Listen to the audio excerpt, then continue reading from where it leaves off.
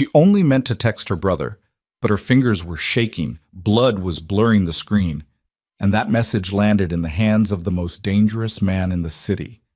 15 minutes later, her apartment door exploded off its hinges, and the man the entire underworld feared walked in.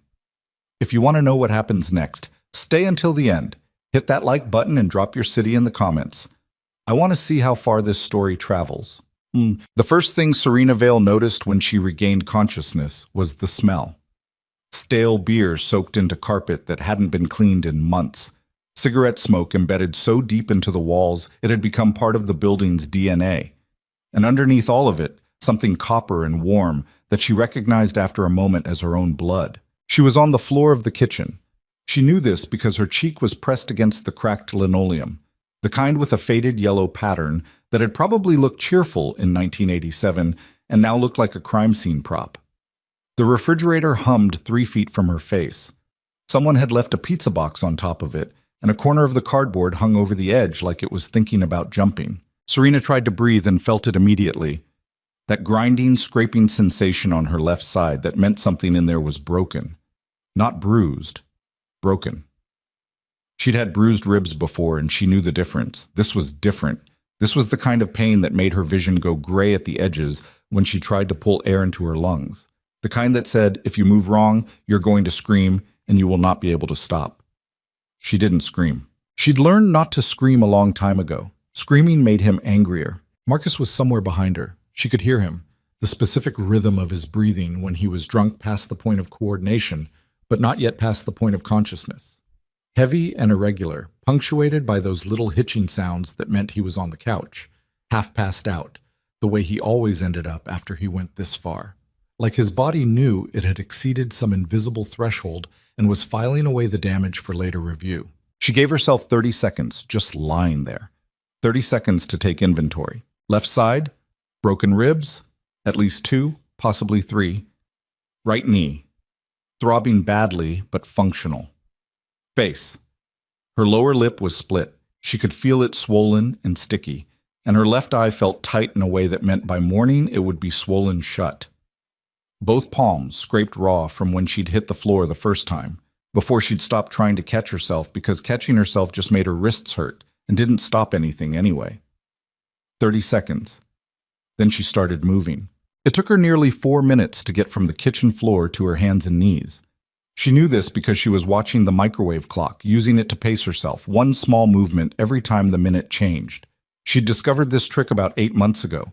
Breaking movement into time increments kept her from rushing, and rushing caused mistakes, and mistakes caused noise, and noise woke him up. Her phone was on the counter. She could see it from where she was, propped against the backsplash next to a half-empty bottle of hot sauce and a coffee mug Marcus had been using as an ashtray. She needed to get to it without making a sound, without knocking anything over, without letting the floorboards creak under the wrong pressure point. She'd mapped this apartment so many times in her head she could have navigated it blindfolded. Third floorboard from the refrigerator, skip it entirely. The loose cabinet handle near the stove, don't touch it. The chair at the small 2-person table, one leg was shorter than the others, and it rattled against the floor if you brushed it. She knew all of this the way soldiers knew minefields. She reached the counter, grabbed the edge with both hands, which screamed at her from the scraped palms, and pulled herself upright in one motion because doing it slowly would have been worse. She bit down on the inside of her cheek, tasted more blood. Stood there for a moment with her forehead resting against the cabinet door above the counter, breathing in tiny, controlled sips, waiting for the gray at the edges of her vision to clear.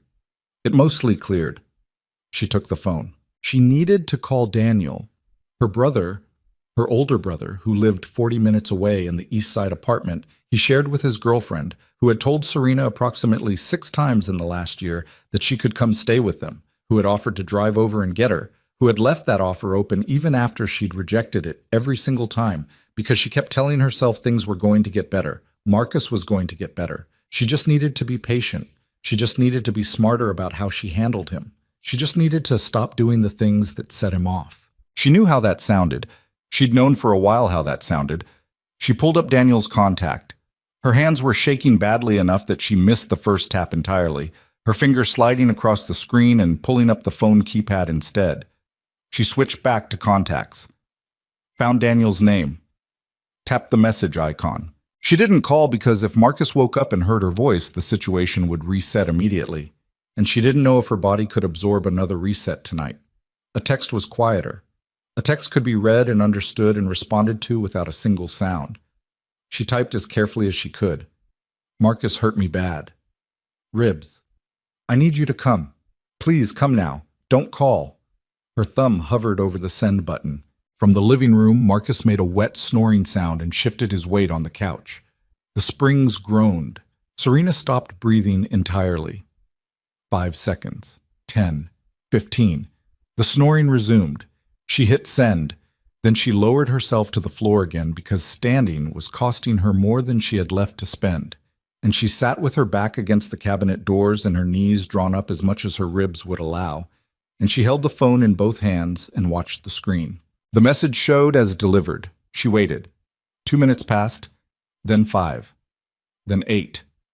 No response, which was strange. Daniel kept his phone on the nightstand. He'd told her that specifically after the last bad incident 6 months ago. I keep it right there. You call me, day or night, I'll hear it. But that had been a call. A text was different. Maybe he was in the bathroom. Maybe his girlfriend had his phone. Maybe... The phone buzzed. She nearly dropped it. But it wasn't a response. It was an error notification. A small red exclamation mark next to the message she'd just sent. And below it, the carrier's automated text. Message delivery failed. Invalid number. Serena stared at it. She looked at Daniel's contact, then at the message thread. And she realized, with a cold clarity that had nothing to do with the pain, that she hadn't sent that message to Daniel at all. The keyboard had auto-corrected the number, or she'd mistapped in the contacts list, or the shaking in her hands had done something she hadn't noticed. Whatever the cause, the number at the top of the message thread was not her brother's number. She didn't recognize it at all. Her first instinct was to type a follow-up message, wrong number, sorry. The automatic social reflex. She almost did it. Her thumb was already moving toward the keyboard when she stopped herself, because that was a terrible idea. She didn't know whose number this was. She didn't need to invite a conversation with a stranger at 11:30 at night while she was bleeding on her kitchen floor. She needed to fix the original problem and contact Daniel through a different method. She went back to contacts, found Daniel's entry, checked the number manually this time, digit by digit, and then she tried to send the message again to the correct number. Message delivery failed. She tried twice more. Same result. The network was down, or her signal was, or something between her phone and her brother's phone was broken in a way she couldn't fix from a kitchen floor. She thought about calling instead and decided the risk was worth it, because Marcus was deep enough under that he might sleep through it if she kept her voice to barely a whisper. She was about to dial when the phone buzzed in her hand. Not a notification, an incoming message. From the unknown number. Who gave you this number? Not a question. Not who is this or wrong number. Just a flat statement disguised as a question, delivered with the particular tone of someone who was accustomed to getting answers rather than asking for them. Serena almost laughed, which would have made her ribs explode, so she didn't. She typed back the only honest answer available to her at the moment. I have no idea. I was trying to reach my brother. Wrong number. Sorry. She set the phone down and went back to trying to reach Daniel through the app. His social media, the backup number he'd given her once that she wasn't sure was still active. She was mid-message when the unknown number responded again. You said someone hurt you. She went still. Right. The message she'd sent before realizing the number was wrong. The message she'd sent to this stranger by accident, the one that read, Marcus hurt me bad. Ribs, I need you to come. She thought about denying it, saying she'd been exaggerating, or that it was a joke, or that things were fine now.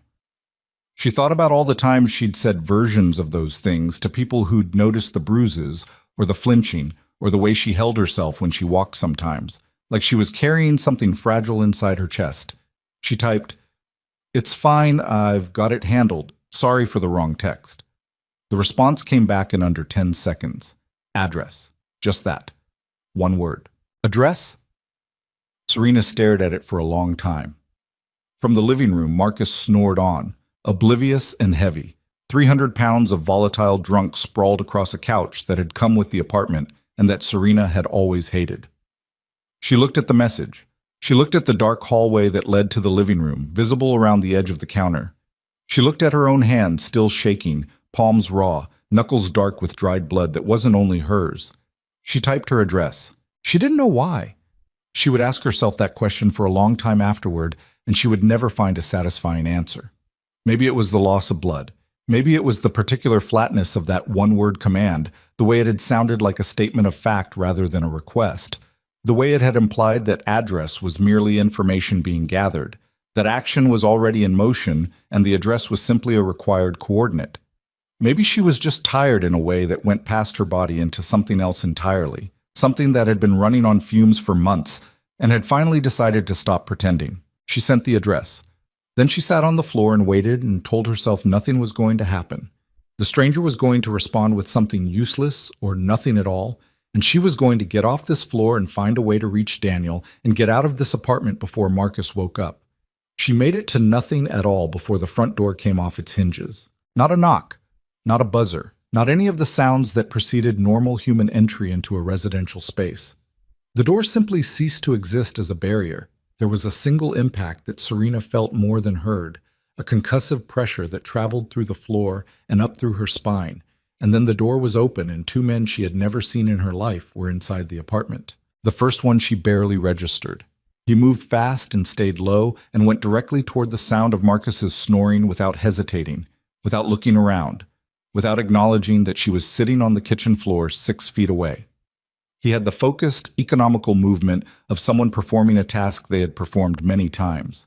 The second one she registered completely. He stood in the doorway, or where the doorway had been, for one moment, and that one moment was enough. Tall, not in a theatrical way, but in the way of someone who had simply grown up with height and wore it without awareness. Dark suit that had cost more than Serena's monthly rent, which under the circumstances was almost funny. Dark hair, slightly disheveled in a way that suggested he'd been in the middle of something else when the message arrived. Sharp features that were attractive in the aggressive, uncomfortable way of things designed to cut. He wasn't holding a weapon. She noticed that. His hands were at his sides, empty, relaxed, and somehow that was more frightening than if he had been pointing something at her. His eyes found her on the floor immediately. They were very dark and very still, and they moved over her. Not in the way men usually looked at her, assessing what they wanted, but in a different way entirely, the way someone looks at the aftermath of something and calculates what it means. He said nothing for a full 5 seconds. Then from the living room there was a sound, something heavy meeting something harder, a truncated shout, and then a very specific silence that Serena recognized as the silence of someone no longer being conscious. The man in the doorway still didn't look away from her. "Can you stand?" he said. It wasn't a question either. She was beginning to understand that this person didn't ask questions. He collected information. "I don't know," she said. Her voice came out rougher than she expected, scraped raw from the inside. He crossed the kitchen in 4 steps, crouched down to her level without any visible hesitation about the floor or the blood on it or any of the other details that would have given a normal person pause, and looked at her with those still dark eyes from a distance of about 2 feet. "Left side," she said, because he was looking at the way she was holding her arm against her ribs. "At least 2 broken. Face," he said. "I know." He reached out and she flinched. She couldn't stop it. It was automatic, her body's most fundamental learned response. And something shifted very briefly in his expression. Not pity, not sympathy. Something colder and more precise, like an accountant revising a number upward. He didn't touch her face. He held his hand still for a moment, palm up, an offering rather than a demand, and waited. She looked at his hand, then she took it. He got her off the floor in one smooth motion, taking most of her weight without comment, positioning his arm along her back in a way that carefully avoided her left side. She ended up standing, which was worse in some ways. The pain hit differently vertical, gravity doing things to her ribs that lying down had prevented, and she gripped his arm with both hands until the gray cleared again. "Slow breath," he said. "I know how to breathe," she said. "Then do it." She did. It helped marginally. The other man appeared in the kitchen doorway. He was younger, maybe mid-20s, built wide across the shoulders with a jaw that looked like it had been carved from something industrial.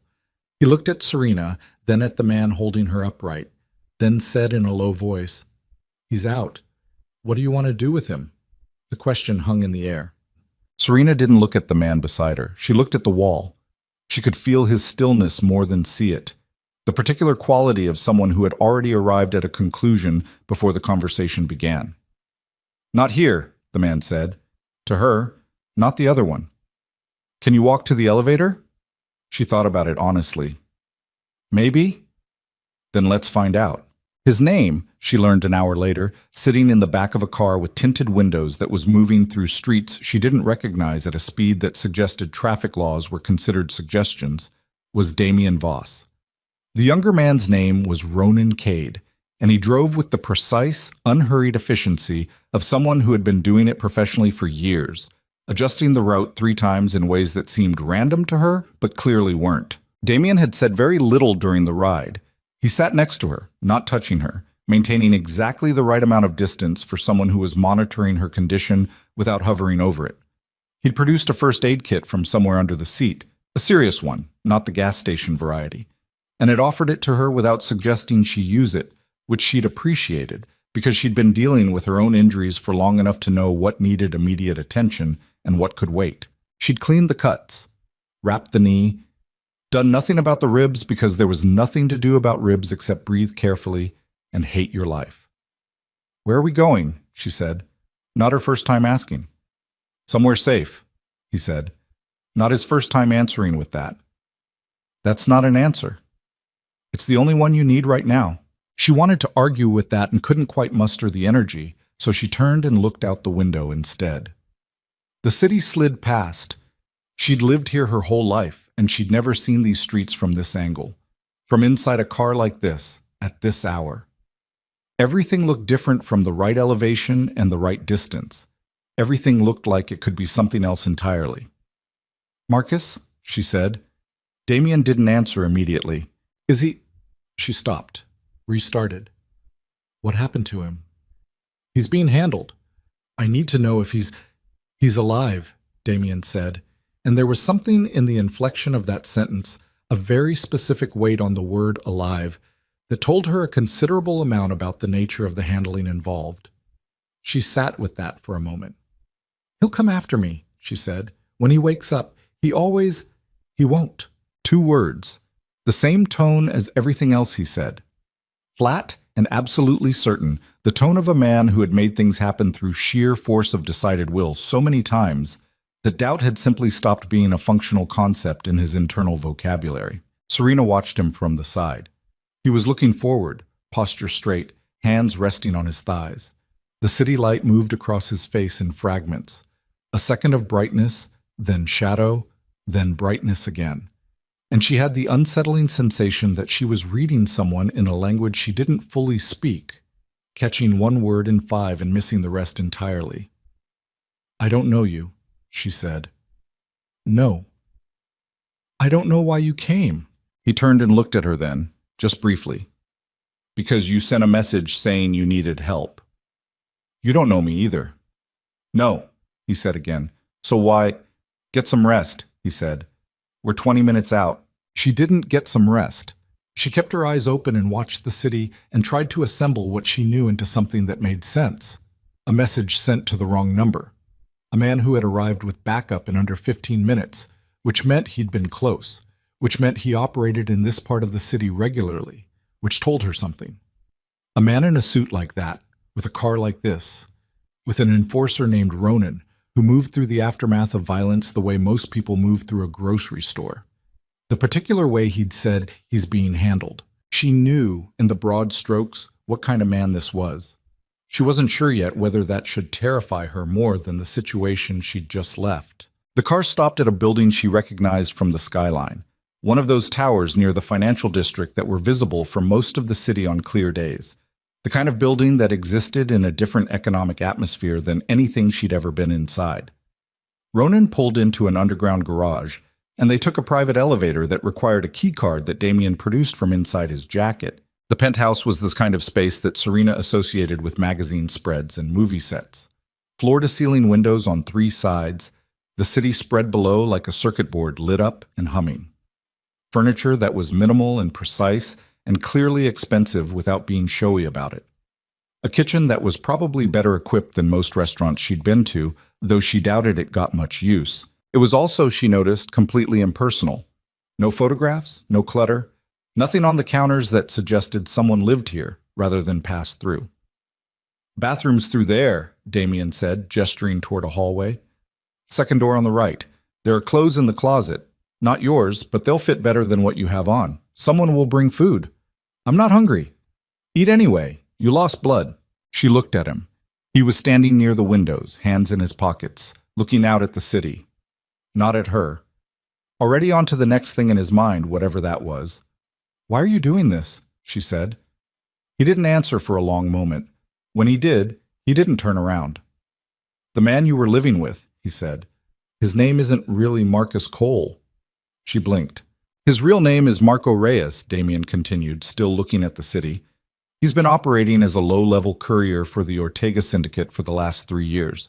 Running money, running messages, nothing that put him on anyone's radar at a significant level." A pause. "Until approximately 6 weeks ago, when a substantial amount of syndicate funds went missing during a transfer he was supposed to facilitate." Serena stared at the back of his head. What is that?"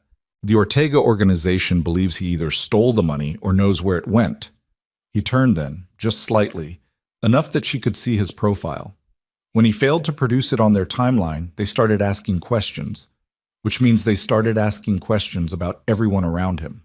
The cold that moved through her had nothing to do with the air conditioning. "They think I know something," she said. "They will," Damien said. "By tomorrow morning, yes." "I don't know anything. I didn't even know his real name." "I know that." "Then it doesn't matter what's true," he said, and he looked at her fully now, and there was something in his expression that wasn't unkind but was absolutely without softness. The look of someone presenting facts, not comfort. "What matters is what they believe. And they will believe that a woman who lived with Marco Reyes for 8 months and shared his apartment and presumably had access to his communications is a lead worth following." She sat down on the arm of the nearest couch because her legs were no longer entirely reliable. "How long have you known about him?" she said. "The Reyes connection? About a week. We've been monitoring Ortega movement in this area for longer than that." "And you knew where he lived?" "Yes." "So you knew where I lived?" A beat. "Yes." She thought about what that meant. She thought about the message she'd sent, the wrong number, the 15-minute response time. She thought about what Damien had just told her, about Marco Reyes and the missing money and the organization that was now going to come looking for answers from anyone connected to him. "If I hadn't sent that text," she said slowly, "would you have—" "We would have moved on him within 48 hours, Damien said. "The circumstances changed the timeline." "Because of me." He didn't answer that, which was an answer. She sat with it all settling around her, the weight of it, the particular shape of what had just happened to her life. She'd walked into this apartment, been brought into this apartment, as the accidental recipient of a stranger's intervention.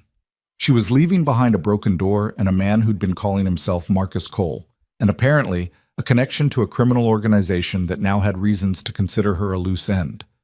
"I want to call my brother," she said. "Not yet." "He'll be worried." "If you call him, they may track it. I need 24 hours before you make any outside contact." "You need," she repeated. He held her gaze steadily. "If you want to stay ahead of the people who are going to come looking for you, yes. I need 24 hours. Serena looked at him for a long time. She looked at the city behind him, the lights, the dark spaces between the lights. She thought about Daniel waiting for a text back that hadn't come, probably asleep by now, not yet worried. She thought about the apartment floor, the microwave clock, the inventory of damage she'd taken before she'd started moving. She thought about the way Damien had held out his hand palm up and waited. 24 hours, she said. Yes. And then I can leave. He looked at her with those still dark eyes and said, that depends on what the next 24 hours look like. She didn't like that answer. But she was 26 years old and she'd been living with a man she didn't actually know for 8 months. And she'd learned, somewhere along the way, to recognize the difference between a lie designed to make her feel better and the truth designed to prepare her for what was coming. Damien Voss, she was beginning to understand, dealt exclusively in the second kind. She went to find the bathroom. She cleaned herself up properly, which took longer than she wanted it to and hurt more than she could have anticipated. She found the clothes in the closet, plain, dark, her size in a way that felt slightly too precise. And she changed into them and folded her ruined shirt into a small rectangle the way her mother had taught her and left it on the shelf. She stood in front of the bathroom mirror for a long time. The woman looking back at her had a split lip, a swelling eye, scrape marks across both cheekbones, and the hollow, slightly dissociated look of someone whose nervous system was still catching up with the last 2 hours. She was 26, but she looked older than that tonight. She looked like someone who'd been through something and come out the other side and hadn't yet decided what to do with the fact of having come out. She turned off the light. She came back out to find Damien still at the windows, phone to his ear, speaking in a voice too low to hear across the room. Ronan was gone. There was food on the kitchen counter, something warm, something that smelled like actual cooking rather than delivery, which raised questions she didn't have the bandwidth to pursue. She sat at the kitchen counter and ate because he was right. She had lost blood, and her body was going to need something to work with. She ate mechanically and without pleasure and watched Damien at the window. His reflection doubled in the glass, the city behind him. He ended the call, stood there for a moment. Then he said, without turning around, "You should sleep." "I won't." "Try anyway." She looked at the city. She thought about Marco, waking up somewhere, in whatever condition Damien's people had left him in, and realizing she was gone. She thought about the Ortega Syndicate, a name she'd never heard before tonight, and what it meant that they were now aware of her existence. She thought about 24 hours. "Tell me one thing," she said. He turned. "Are you going to keep me here against my will?" He looked at her for a long moment. "No," he said. "You'd let me walk out that door right now?" "Yes. Even knowing what you just told me about the cartel." "You're not my prisoner," he said. "You're not my responsibility either, not technically. You sent a message to the wrong number and I made a choice. That's the full extent of what exists between us. If you want to leave, there's the elevator." She looked at the elevator. She looked at him. "But you think I'd be dead within a week," she said. Something moved across his face, very briefly. "I think the probability is high," he said. "Yes?" Serena turned back to the counter, looked at the food she'd been eating, thought about the kind of calculation involved in choosing between a danger she understood and a danger she didn't, between the devil she'd known and the one she'd dialed by accident. She finished eating. She found the bedroom, the one that was clearly meant for guests, blank and clean and impersonal in the same way as the rest of the apartment. And she lay down on top of the covers, fully dressed, and stared at the ceiling. Her ribs ground together every time she breathed. She breathed anyway. Somewhere in the apartment, she could hear Damien on the phone again, his voice a low frequency she couldn't decode from this distance, talking about things she didn't have context for yet. She listened to the tone of it, flat, certain, deliberate, and she thought about what he'd said. "You're not my responsibility. Not technically. Not technically." She was still thinking about those two words when she heard it, a sound from somewhere outside, below, the particular quality of a disturbance at street level that traveled up through 40 floors of steel and glass and reached her as something barely audible, something she might have dismissed as traffic or wind, except that Damien's voice stopped mid-sentence. Complete silence. Then his footsteps, quick and deliberate, moving toward the windows. Then, "Ronan," into the phone, sharp. "We have a problem." Serena sat up in the dark. Whatever 24 hours was supposed to give them, it was already gone. Serena was off the bed before she fully understood why. It was the silence that did it. Not the sound from outside, not even Damien's voice cutting off mid-sentence, but the specific quality of the silence that followed. The kind that had a shape to it, a pressure, the kind she'd learned to read in a different context entirely. The silence before Marcus's hand moved. The silence that meant something had already been decided, and the only variable left was how bad it was going to be. She was in the hallway before she'd made a conscious decision to move. Damien was at the far window, phone pressed hard against his ear, and he'd gone very still in a way that was different from his usual stillness. His usual stillness was controlled. This was the stillness of someone processing incoming information and not liking the shape of it at all. Ronan's voice was audible from the phone, tinny and compressed, saying something clipped and fast that Serena couldn't make out. How many? Damien said. A beat. How many, Ronan? She could hear Ronan's answer from where she was standing. 3 words. She didn't catch all 3, but she caught the last one, which was minimum, and she caught the number that preceded it, which was 4. Damien turned from the window. He saw her in the hallway, and something moved behind his eyes. Not surprise exactly, more like a rapid recalibration, the mental equivalent of redrawing a map on the fly. Get dressed, he said. Shoes on. Leave everything else. I am dressed. He looked at her, registered the clothes, the bare feet. Shoes. I don't have shoes. Mine are back at... He was already moving toward the hallway closet, pulling it open, scanning the interior with the focused efficiency of someone who knew exactly what was in there and was finding the fastest path to the relevant items. He pulled out a pair of boots, women's, dark, roughly her scent, and set them on the floor in front of her without breaking stride. Who's outside? She said, sitting down on the hallway floor to pull them on. People asking questions we don't have time to answer. The cartel. Surveillance. Possibly advanced scouts. He was back at the window, keeping to the side of the glass now, not standing directly in front of it. They're faster than I expected. You said we had 24 hours. I said that's what I needed. He glanced at her. I didn't say the other side agreed. She tied the boots. They were half a size too big, and she could feel it immediately, the slight slip at the heel. She tied them tighter and stood up and decided half a size was a problem for later. Where's Ronan? She said. Downstairs, managing the situation. Managing it how? Don't worry about Ronan. That's not reassuring. It's not meant to be. He came away from the window and moved toward the kitchen, opening a panel she hadn't noticed before. It looked like a cabinet door, but it wasn't. It opened inward to a recessed space built into the wall, and reached inside. He came out with 2 things, a phone that wasn't the one he'd been using, and a flat, matte black object that he checked briefly and then tucked into the back of his waistband in a motion so practiced it was barely a motion at all. Serena watched this. Okay, she said. Okay, he agreed, which was the first time she'd heard him use the word, and somehow it was more alarming than everything else combined. His phone buzzed. He looked at it, read something, typed something back. His jaw was set in a specific way that she was beginning to learn meant he was doing internal math on a problem and the numbers weren't coming out clean. Change of plan, he said.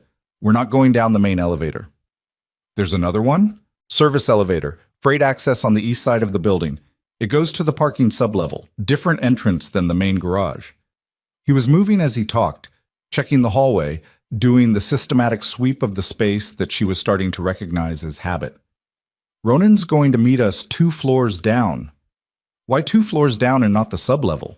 He looked at her. It was a quick look, but it had something in it, a slight recalibration of how he was reading her. Because if someone's already inside the building, they'll be watching the sublevel access. 2 floors gives us a junction point that isn't on a standard security schematic. She filed that away. You've planned an exit from this building before. I plan exits from every building. That's a very specific way to live. It's kept me alive, he said flatly, and moved toward the service corridor door. She followed him. The service corridor was a different world from the penthouse. Bare concrete walls, industrial lighting that buzzed and threw everything in a slightly yellow-gray tone, the smell of cleaning products and something metallic underneath. Their footsteps were too loud on the floor, and Damien immediately moved to the left side where a rubber runner covered the concrete, and she mirrored him without being told. He was moving fast but controlled, and she was keeping up, which surprised her a little because of the ribs. Pain was doing something strange under adrenaline. She could feel it. It was absolutely still there, but it was behind glass somehow, observable rather than overwhelming. She knew from experience that this was a temporary condition, that the glass would crack the moment the adrenaline cleared, but for now she used it. The stairwell was at the end of the corridor. Damien stopped at the door, put his hand flat against it for a second, listening, then pushed through. They went down 2 flights and stopped at a landing with a metal door marked with a floor number and an emergency exit symbol. Damien pushed it open slowly, checked the corridor beyond. Then he held it and she went through and he came in behind her. Ronan was there. He was leaning against the wall 10 feet down the corridor with his arms crossed, wearing an expression that said he had been in worse situations than this, but didn't feel the need to rank them. He straightened when he saw them, looked at Serena for a brief second, looked at Damien. "Two confirmed in the lobby," he said, "one in a car on the north side. I make it 6 total, but I've only got eyes on 3. The elevator bank, both being watched, main and service." Ronan's eyes moved to Serena again, just briefly, with the particular quality of someone reassessing a variable they hadn't initially weighted heavily. "She slow us down?" "No," Serena said before Damien could answer. Ronan looked at her with an expression that wasn't hostile, but wasn't warm either, the expression of a man who dealt in demonstrated facts rather than stated intentions. "Good," he said, and moved toward the east end of the corridor. They went through a utility area, water heaters, electrical panels, junction boxes, and out through a door that required Ronan's keycard and opened into a concrete ramp that sloped down into the parking sublevel from an angle that came in behind where the main access would be watched. The car was there, different from the one they'd arrived in, older, less distinctive, the kind of vehicle that existed in the middle of every traffic camera's blind statistical zone. Ronan got behind the wheel, and Damien got in the passenger seat, and Serena got into the back, and they were moving before the door had fully closed. No one spoke for the first 3 minutes. Ronan drove them out through an exit that came up on a side street rather than the main avenue, and then they were in traffic, and Serena watched the tower they'd just evacuated recede in the rear window and tried to organize her thoughts into something workable. She was not succeeding entirely. "Where are we going this time?" she said. "Safe house," Damien said. "East side." "East side." Daniel was on the east side. "How long?" she said. 40 minutes. She looked at the back of Damien's head. He was on the phone again, the new one, speaking quietly and quickly in a cadence that suggested he was issuing instructions to multiple parties simultaneously, managing something larger than just the two of them in a car. She leaned forward. "I need to tell my brother I'm alive." "Not yet." "It's been hours. He's gonna—" "If he doesn't know you're missing, he doesn't look for you," Damien said, not turning around. "If he doesn't look for you, he doesn't lead anyone to you. It's cleaner." "Cleaner," she repeated. The word felt wrong in her mouth, too technical for what she was describing. "He's my brother, and right now that makes him a liability. For both of you." He said it without particular cruelty, which somehow made it worse. Just a fact being laid out, a variable being identified and categorized. 24 hours. I meant it. You said 24 hours back at the penthouse. The timeline's already moved." He turned then, slightly, just enough to look at her over his shoulder. "Yes," he said. "It has." The acknowledgement surprised her. She'd expected a deflection, a redirection, another flat declaration. Not yes. Not the straightforward admission that the situation had already exceeded what he'd projected. "So the 24 hours is fluid," she said. "All timelines are fluid." "That's not a plan. That's an improvisation." "Those two things aren't mutually exclusive," he said, and turned back to the front. Ronan made a sound that might have been the very beginning of a laugh, quickly compressed. Serena looked at him in the rearview mirror. He had the carefully neutral expression of a man who was not going to weigh in on whatever was happening between the other two occupants of the vehicle. The safe house was in a neighborhood that existed in the functional, anonymous middle of the city. Residential streets with small houses and old trees, and the particular density of a place that had never been gentrified because there was nothing about it that attracted gentrification. It was the kind of street where cars were parked on lawns and people kept their lights on late, and no one paid attention to their neighbors' schedules because everyone was too busy with their own. The house itself was a 2-story with peeling paint on the porch railing and a detached garage that Ronan pulled into before they got out. The inside was clean but spare. The same impersonal quality as the penthouse, but without the luxury. Just furniture that functioned without declaring anything about the person who'd chosen it. Serena sat down at the kitchen table because her body had apparently decided that the adrenaline lease was expiring. The ribs came back all at once. She didn't make a sound. She put both hands flat on the table and breathed through it in the way she'd gotten good at, the careful, shallow rhythm that kept the broken things from grinding against each other, and waited for it to recede to something manageable. Damien came in from the hallway and saw her. He stood for a moment reading it. There's ibuprofen in the cabinet above the sink, he said. I know what ibuprofen is. I'm telling you where it is. I heard you. She didn't move toward the cabinet because moving quickly was currently off the table. She breathed. Tell me about the Ortega syndicate. He pulled out the chair across from her and sat down. Not because she'd asked him to, she sensed, but because he'd evaluated the situation and decided a conversation was the relevant next action. How much do you want? He said. Enough to understand what I'm in the middle of. He was quiet for a moment in the way of someone deciding on the version of a story that was most useful rather than most complete. She recognized it from the other direction. She'd done it herself, telling people about Marcus, choosing the version that would end the conversation rather than the one that would open it. The Ortega organization controls most of the financial network in this city's black market, he said. Not product movement. They're not primarily a trafficking operation. Money. They process it, route it, clean it. It's less visible than the other side of the business, which means it's lasted longer and built deeper. He had his hands on the table, lax, the posture of someone who was comfortable with the information they were sharing. 3 months ago, they started moving into territory that overlaps with mine, not directly. They were being careful about that, but close enough that it created problems. Your territory, she said. My operations. A slight pause. I don't run product either. I run security infrastructure, private intelligence, a certain amount of enforcement work for people who need problems handled without official channels. That's a very professional way of describing organized crime. He looked at her steadily. Yes, he said. It is. She appreciated the directness, even now, maybe especially now. And the missing money. The money Marco was supposed to move. $2.3 million, cash, in a transfer that was supposed to go through a series of shell accounts and come out clean on the other side. He tapped one finger on the table once, lightly.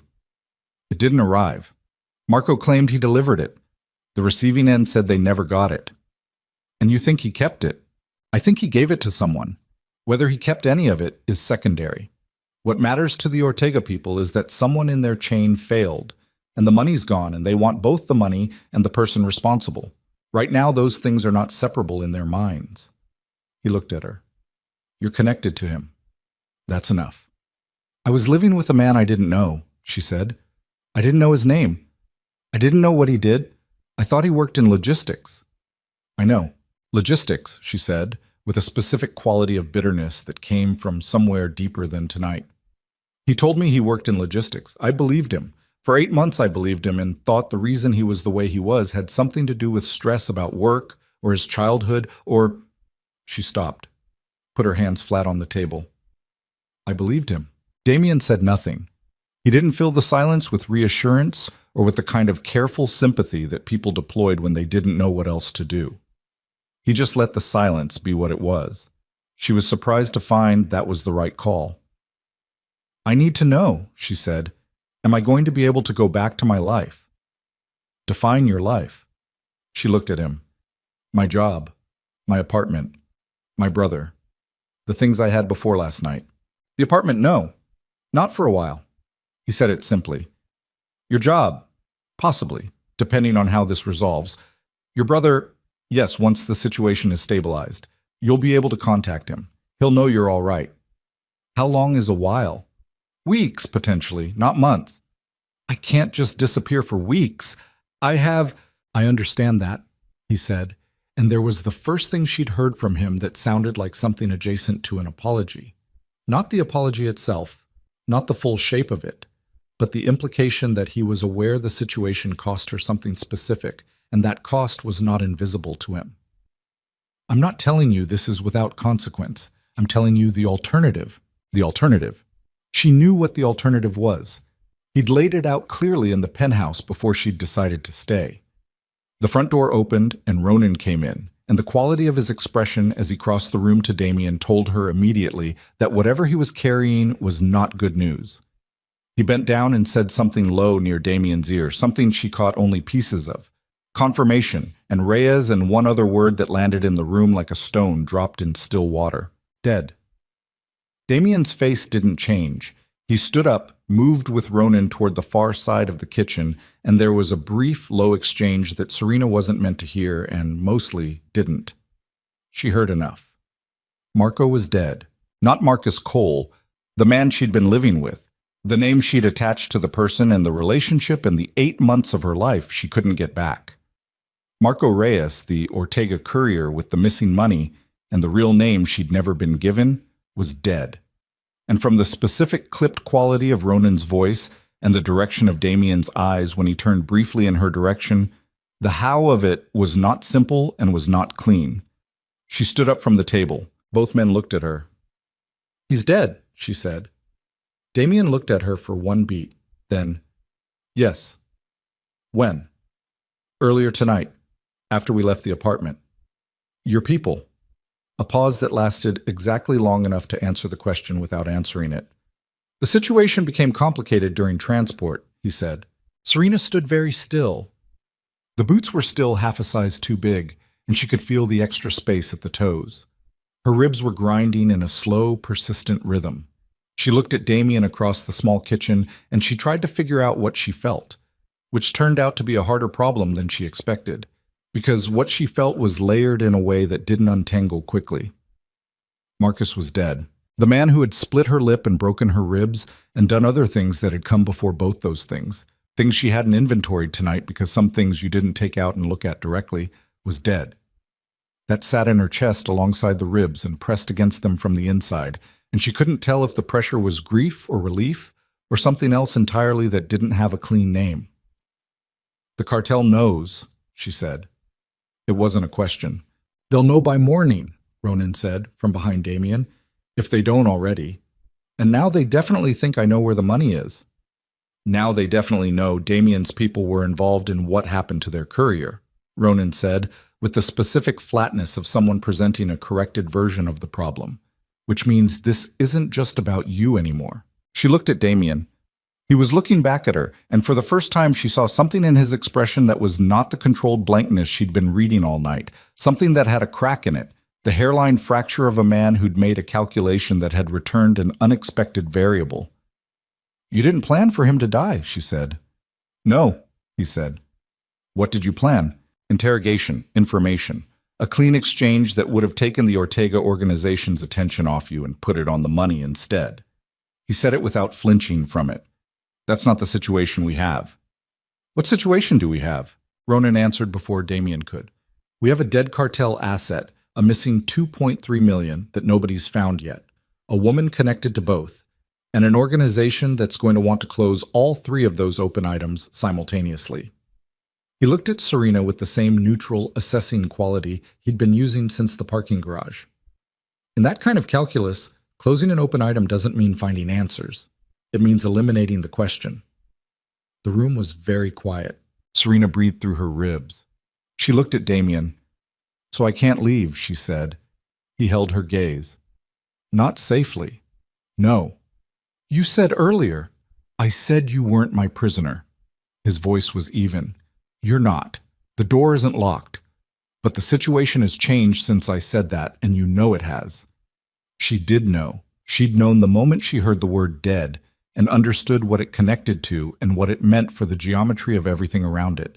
She turned and walked to the kitchen window. Outside, the street was dark and ordinary.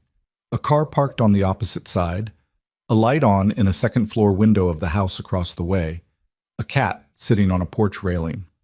The architecture of a normal night in a normal neighborhood, indifferent to what was happening inside this house. She pressed her forehead against the glass for a moment. It was cold. She focused on that. Just the cold of it, specific and present. "If they come here," she said. "They won't. Not tonight. This location is clean. But eventually." "Everything surfaces eventually," Damien said. "That's why we have to move first." She turned. "Move how?" He was already looking at Ronan. Something passed between them, the compressed communication of 2 people who had been working together long enough to operate at higher bandwidth than language allowed. Ronan gave a slight nod and moved toward the back of the house. Damien looked at her. "There's a man named Cortez," he said. "Vicente Cortez. He's the operational head of the Ortega syndicate in this city, the financial side, the side Marco was working for. He's the one who gave the order to start looking for you." He said it with the same flat certainty he'd been using all night, but underneath it now there was something different, a current, a direction, the unmistakable quality of a decision that had already been made. Everything that happens next runs through him. "So you're going to go after him," she said. He didn't deny it. "I'm going to dismantle the infrastructure he operates in, Cortez himself." A pause. "Cortez will be handled." Handled. The same word he'd used about Marcus. She was learning the vocabulary. Handled meant something specific and permanent in Damien Voss's language, a clean euphemism for a clean kind of ending. She should have been more frightened by that. She examined herself honestly and found that she wasn't, or not in the way she expected. She was frightened of the cartel, of the word eliminating in Ronan's flat sentence, of the fact that she was standing in a safe house in a neighborhood she didn't know, wearing boots that didn't fit, while people with resources she couldn't fully picture had decided she was a loose end worth tying. That fear was real and appropriate, and she was holding it carefully. But the thing Damien was describing, the deliberate, strategic, cold-blooded dismantling of the system that was currently trying to erase her, that didn't frighten her the way she thought it should. That was information about herself that she filed away for later examination. "What do you need from me?" she said. He blinked. Just once, the smallest possible register of surprise. "Nothing right now. I was in that apartment for 8 months. I know his routines, the people he met with, the calls he made when he thought I was asleep." She looked at Damien steadily. "I didn't know what it meant, but I remember it. I remember everything." He was quiet for a moment, looking at her with that precise, recalibrating attention. "All right," he said. "I'm not just a liability," she said. "I know things." "All right," he said again, and this time it sounded less like a placeholder and more like an actual answer. Ronan came back from the rear of the house at a pace that was 2 steps faster than his normal one, which was the first time Serena had seen him move at anything other than a measured rate, and that alone was enough to tighten everything in her chest. He looked at Damien. "We've got a problem." "Define it." "The East Side location, the secondary address, the one I used for the transport vehicle." Ronan's jaw was set hard. "Someone's been watching it, not Ortega." Damien went very still. "Then who?" "I don't know yet." Ronan's eyes moved to Serena briefly, then back. "But whoever it is, they know the vehicle, which means they know we're in this grid." He paused, and the pause had weight in it, the specific weight of information being delivered carefully because the person delivering it understood what it meant. "And Damien, they're not moving like Ortega people. They're moving like they've done this before," Ronan said, "like they know exactly which doors to watch." The sentence landed in the kitchen and nobody moved for a full 3 seconds. Damien's face had gone somewhere else entirely. Not blank, but concentrated in a way that was almost physical, like watching someone compress a large amount of force into a very small space. He turned toward the window, then back. His hand came up and pressed flat against the counter edge, and Serena watched his knuckles go briefly white before he released the pressure. "Inside information," he said. Ronan didn't answer, which was an answer. "Who knew about the East Side location?" Damien said. "You, me, Hatch." A pause with mass to it. "And whoever Hatch talked to." The name meant nothing to Serena, but the way Damien received it, the specific stillness that overtook him, the quality of a man absorbing a blow he had not seen coming but was refusing to show on his face, told her it meant a great deal to him. "Where is he now?" Damien said. "That's the problem," Ronan said. "He's not answering." The silence that followed that was a different kind of silence than anything else in the night so far. Everything before had been the silence of urgency, of movement paused before the next movement. This was the silence of something breaking, a load-bearing thing, the kind whose absence changes the architecture of everything around it. Damien pushed off the counter. "We need to move. Right now." They went out the back. Ronan led them through a small yard, dead grass, a chain-link fence with a gate that he lifted rather than unlatched because the latch was rusted shut, and into the alley that ran behind the row of houses. A second car was parked 50 feet down the alley. Not their car, a different one, an older sedan the color of concrete. Ronan had the keys already out. Serena got in the back again. Her ribs were conducting a sustained objection to every movement she made, and she was running low on the resources required to argue back. She pressed her arm against her left side and held it there, and looked out the window at the alley moving past, and tried to organize her thinking. Hatch. Someone named Hatch who had known about the East Side location. Someone who wasn't answering his phone. Someone whose silence, in the current context, pointed in one direction so clearly that Damien had received the news like a punch he'd been trained to absorb rather than a surprise. She leaned forward. "Who is Hatch?" Damien was looking at his phone. He didn't look up. "Someone who works for me." "Worked," Ronan said from the front, and the past tense had a specific weight. "We don't know that yet," Damien said. "We know enough. We know the location was burned. We don't know how or by who specifically, or whether—" "Damien." Ronan's voice was flat and careful, in the way of someone choosing not to have an argument they'd already had internally and resolved. "We know." Damien looked up from the phone. He looked at the back of Ronan's head for a long moment, and Serena watched his face in the partial dark of the moving car, the shadows moving across it, the city light breaking through in fragments. And she saw the moment he arrived at what Ronan had already arrived at. She saw it the way you see weather changing, not dramatic, not sudden, just a shift in the quality of the light that means everything following is going to be different from everything preceding. He went back to his phone. "I need to make a call," he said. "Alone." Ronan glanced in the mirror. "We're 40 minutes from the warehouse. Pull over somewhere quiet. Give me 10 minutes. Ronan found a side street 3 blocks later, parking under a broken streetlight, and got out of the car without being asked.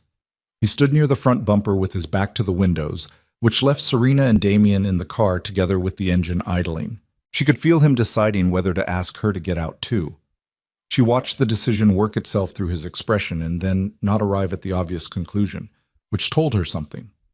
He dialed, held the phone to his ear. 4 rings, 5. Then a pickup. She could hear the connection change quality. And then a voice, male, unfamiliar, saying something she couldn't make out. "Tell me where you are," Damien said. His voice had changed. Not louder, not harder exactly, but stripped of the last thin layer of management that had been over everything else all night. What was underneath wasn't rage. It was something colder and more patient than rage. The voice of a man who intended to have the conversation he was having and was going to have it at whatever length was required. "Don't do that. Don't give me that. I need you to tell me where you are right now." A pause. Hatch. The name, flat and deliberate. "I have people watching an East Side location that 3 people knew about. You are one of those 3 people. The other 2 are in this car with me. So I need you to explain to me, in whatever detail feels relevant to you, how a location that 3 people knew about has surveillance on it that does not belong to the Ortega organization." Another pause. Longer. Serena watched Damien's hand tighten on the phone until the case creaked. "Say that again," he said. She couldn't hear what was being said on the other end. She could only read the effect of it on Damien's face, and what she read was bad, not the surface bad of a setback or a complication, but the deeper bad of information that was restructuring the ground under everything else. "How long?" he said. Then, "How long, Hatch?" Then the silence of someone listening, the specific held stillness of a man receiving news he cannot interrupt, even though every instinct is telling him to interrupt it. "No, stop talking and listen to me." His voice dropped slightly. "You are going to stay exactly where you are. You are not going to make any other calls. You are not going to move, and you are going to wait for me. Do you understand what I'm telling you? Say yes." A beat. "Say yes." Whatever was said made Damien close his eyes for exactly 2 seconds. Then he ended the call and sat in the back seat of a concrete-colored sedan on a broken-lit side street and didn't speak. Serena waited. She was getting better at knowing when to wait. "The people watching the East Side location," he said finally, "they're not Ortega." Ronan said that. "They're not cartel at all." He was looking straight ahead through the windshield at the back of Ronan's jacket. "They're federal." The word sat between them. "Federal," she said. As in, law enforcement. He said it cleanly, without visible emotion, which was its own kind of emotion. "A task force that has been building a case for approximately 14 months. Against me, primarily, with the Ortega organization as a secondary target." A pause. Hatch has been their source inside my operation for the last 6 of those months. Serena sat with that for a moment. Then, he was feeding them information, locations, movement patterns, personnel details. The muscle in his jaw moved. He gave them the East Side address. They were there to observe the vehicle connected to Marco Reyes, which connects to the transport, which connects to the death. He stopped. Which connects to me. So you have a cartel trying to kill me, she said slowly, and a federal investigation trying to build a case that now includes a murder. A death during a criminal operation, he said, which amounts to the same thing in terms of exposure, yes. And the man who told the federal side where to look is sitting in an apartment 4 miles from here waiting for me to arrive. His voice was very even.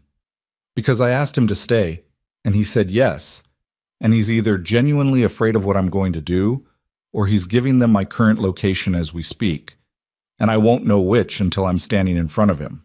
She stared at him. Then why did you tell him to stay? Why not just... Because I need to know what he gave them, Damien said. Not just the locations, everything. What they know about my operation, what they know about the Reyes situation, what they know about... He stopped, looked at her. And there it was again, that hairline crack in the controlled surface. The thing underneath that was not abstract at all. What they know about you. She understood then. It wasn't just about the strategic intelligence. He needed to know whether the federal side was looking at her as a witness, as a co-conspirator, or as a victim. Because those 3 categories had radically different implications for what happened next. Ronan tapped on the window. Damien lowered it. We need to decide, Ronan said. Warehouse or Hatch? Hatch first. Ronan looked at him for a moment. That's the move you want to make. It's the move we have to make. If he's already burned the location to the task force, then we'll know that when we get there, Damien said. Get in. Ronan got in.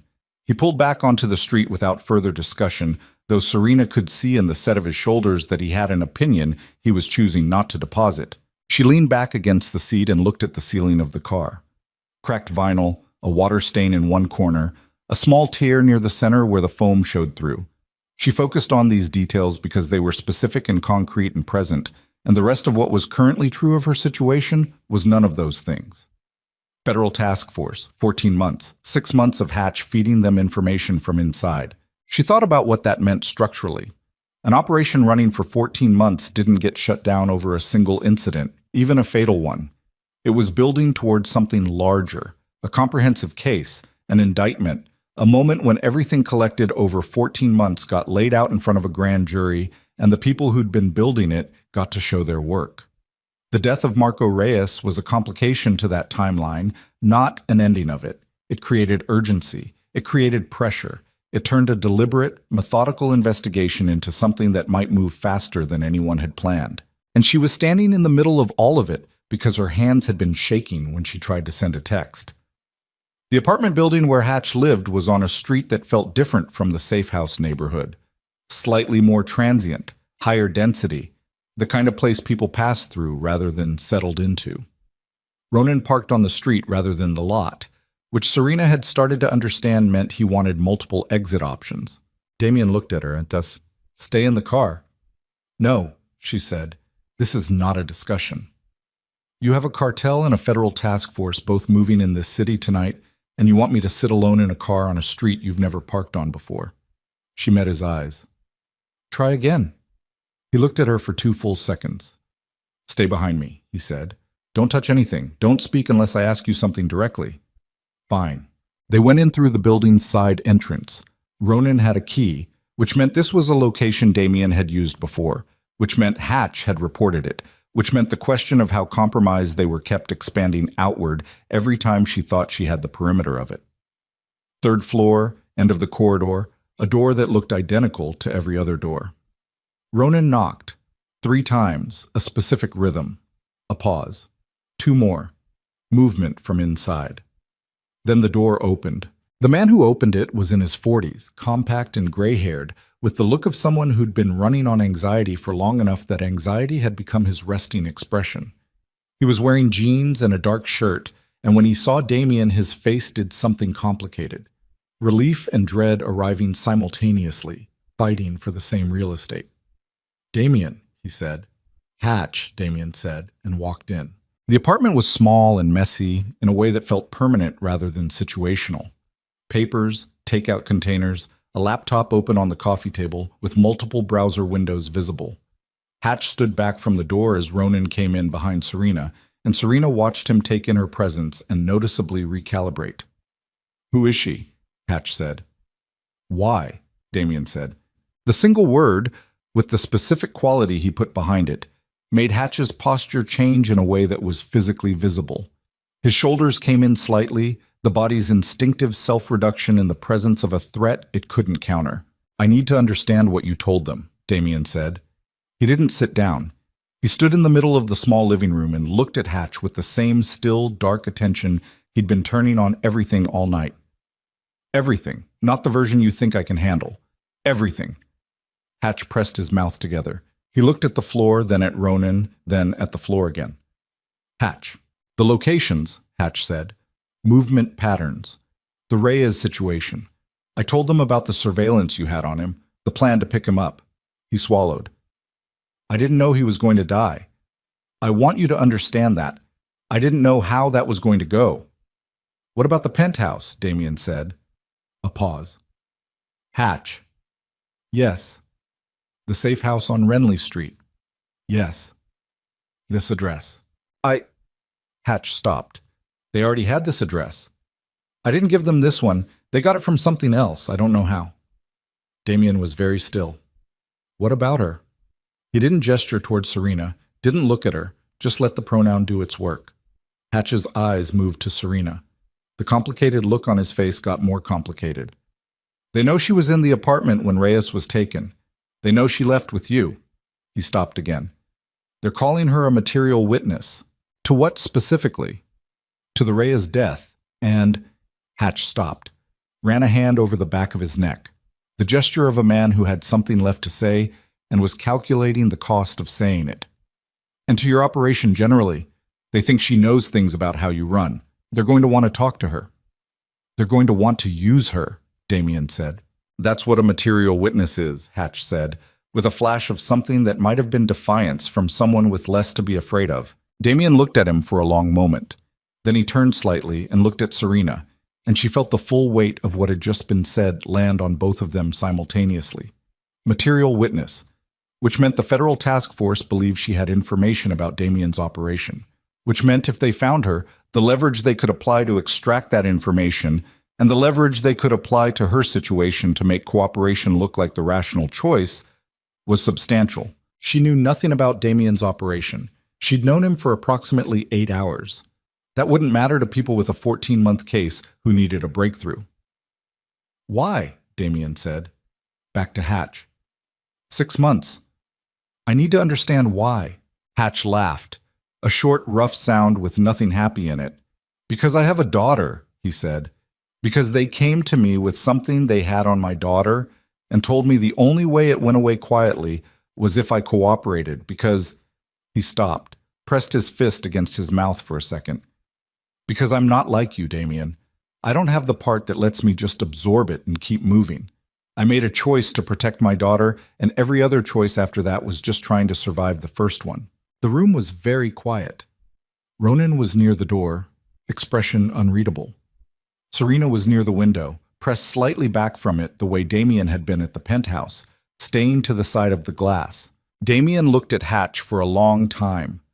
She watched him look, watched whatever internal process was working behind those still, dark eyes, and she couldn't read it the way she'd been unable to read him before, except that it was more complicated than she'd expected, the way he was receiving what Hatch had just said. Not cold, not clean, something more difficult than that. "Are they coming here tonight?" he said. "I don't know," Hatch said. "I haven't made contact since earlier. I don't know what they know right now." Best estimate. Hatch thought about it.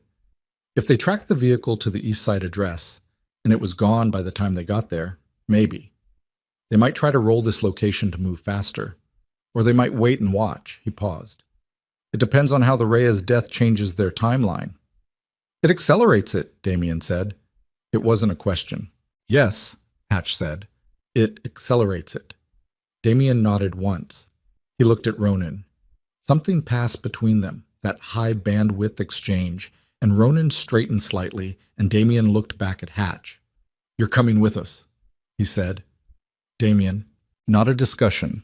You're a liability here, and you know information I need, and you are coming with us. He said it without anger, which was more authoritative than anger would have been. I'm not going to hurt you, Hatch. That's not what this is. But I need you where I can see you until I understand the full shape of what we're dealing with. Hatch looked at him for a long moment.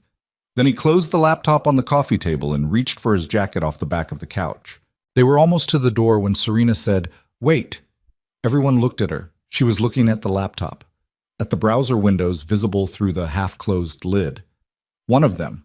She'd registered it peripherally when she first came in and hadn't focused on it, and now it was suddenly the only thing in the room she could see. She crossed to the coffee table and opened the laptop. "What are you doing?" Ronan said. She didn't answer. She was looking at the screen. A browser window with what appeared to be a secure message interface. Not email, something more encrypted, and visible in the open window, a message thread. She couldn't read all of it at the distance and the angle, but she read enough. She read a name she recognized, not Damien's name, not Ronan's, not Hatch's, her brother's name.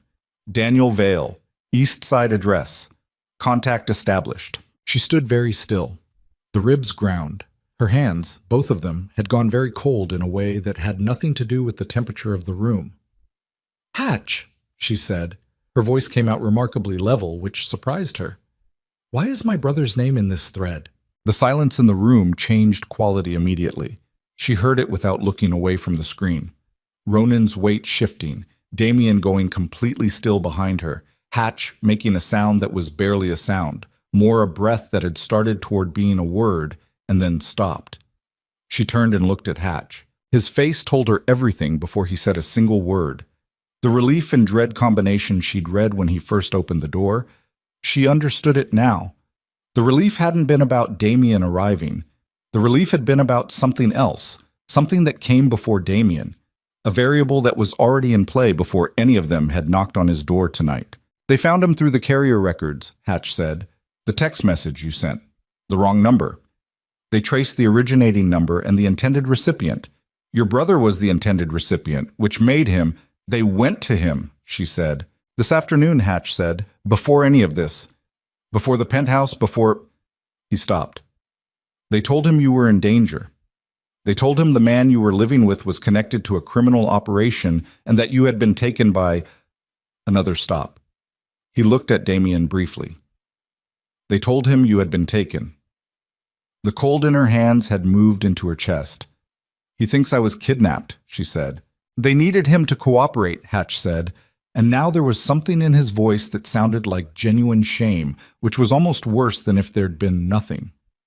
"They needed a secondary contact point who could be used to reach you, someone you'd trust, someone who'd be able to get you to turn myself in," she said, "to come in voluntarily, as a witness, not to turn myself in," she repeated, and this time the level quality of her voice had a different quality underneath it, something that had been level for too long and was approaching the structural limit of what level could hold.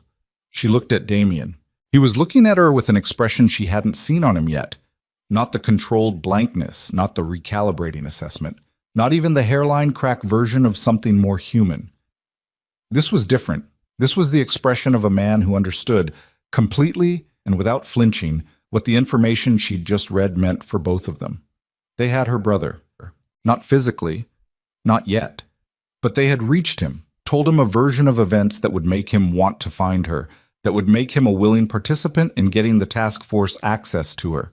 They'd turned her one trusted contact, the one person she would have called before anyone, the one number she'd been trying to reach all night, into a door that opened in the wrong direction. Every path she'd been holding on to, every version of when this is over, I can go back, ran through Daniel. And Daniel was now on the other side of a door she couldn't safely walk through. Ronan said very quietly, "We need to leave. Now." She didn't move. "Serena," Damien's voice. First time he'd used her name, it landed differently than she expected. "We have to go." She looked at the laptop screen one more time. Her brother's name, his address, the neat transactional language of people who had turned him into a resource without his full understanding of what they were doing. She closed the laptop. She walked to the door. And somewhere between the coffee table and the door, something that had been one kind of thing inside her became a different kind of thing entirely. Not harder exactly, but changed in the way that things change when the last version of a plan has been eliminated, and what remains isn't hope or fear, but something that doesn't have a name yet, but functions like resolve. She got in the car and didn't look back at the building. Ronan drove. Hatch was in the front passenger seat, which put him where Ronan could see him without turning around, which Serena understood was not accidental. Damien was beside her in the back, and the city was moving past the windows, and nobody said anything for 4 full minutes. Then Damien said, "Tell me about your brother." She looked at him. Why? Because they chose him specifically. That means they assessed him and decided he was usable. I need to understand what they based that on. She looked at the window. He's 31. He's an accountant. He has a girlfriend named Paula who teaches elementary school, and they have a cat named something stupid that I can never remember. She paused. He's been trying to get me away from Marcus for over a year. He left the offer open every time I said no. Another pause. He's exactly the kind of person who would believe a federal agent telling him his sister was in danger. He wouldn't ask enough questions. He'd just want to help. So he's already cooperating. He thinks he's rescuing me. Damien absorbed that. They'll use him to make contact, a call, a message, something that comes from him directly so you recognize the number and pick up. And when I pick up, they're on the line. Or they use the call to triangulate your location. Both, probably both. He looked at her. Don't contact him, not until this is resolved. I know, she said. The words came out flat, and she let them be flat because the alternative was worse. The warehouse was in the industrial district south of the river, a legitimate freight business on paper, the kind that generated enough traffic that additional vehicles coming and going didn't register as unusual. Ronan drove them through a side gate and into the interior loading dock, and they got out into a space that smelled like diesel and cold concrete and the specific industrial neutrality of a place that had been used for a long time for things it wasn't built for. There were 3 other people inside. Serena registered them quickly. 2 men she hadn't seen before, positioned near the far wall with the particular posture of people who were armed and waiting, and a woman in her 40s sitting at a folding table covered in laptops and equipment, who looked up when they came in with the expression of someone who had been expecting them and had things to say. Lena, Damien said. About time, Lena said. She had short, gray-streaked hair and reading glasses pushed up on her forehead, and the brisk, slightly impatient energy of someone whose primary relationship was with information and who found people consistently slower than data. She looked at Serena. This is her. Yes, Damien said. Sit down, Lena said to Serena specifically, with the particular authority of someone who didn't issue requests. Serena sat down, mostly because the ribs were voting strongly in favor of any option that involved sitting. Lena looked at Damien. The task force moved up their timeline. I'm seeing coordination between 3 field teams in the last 2 hours. They're not in observation mode anymore. They're in acquisition mode. They want bodies. She tapped something on the nearest laptop, specifically yours and now hers, and they want Hatch as a controlled asset back in position. Hatch, who had been standing near the wall since they'd come in, made a sound. Lena looked at him briefly. You gave them a lot, she said, without particular judgment, just the factual weight of it. I know what I gave them, Hatch said. Then you know they'll burn you the moment they have what they need from Damien, she said. That's how this works. You understand that? Hatch didn't answer.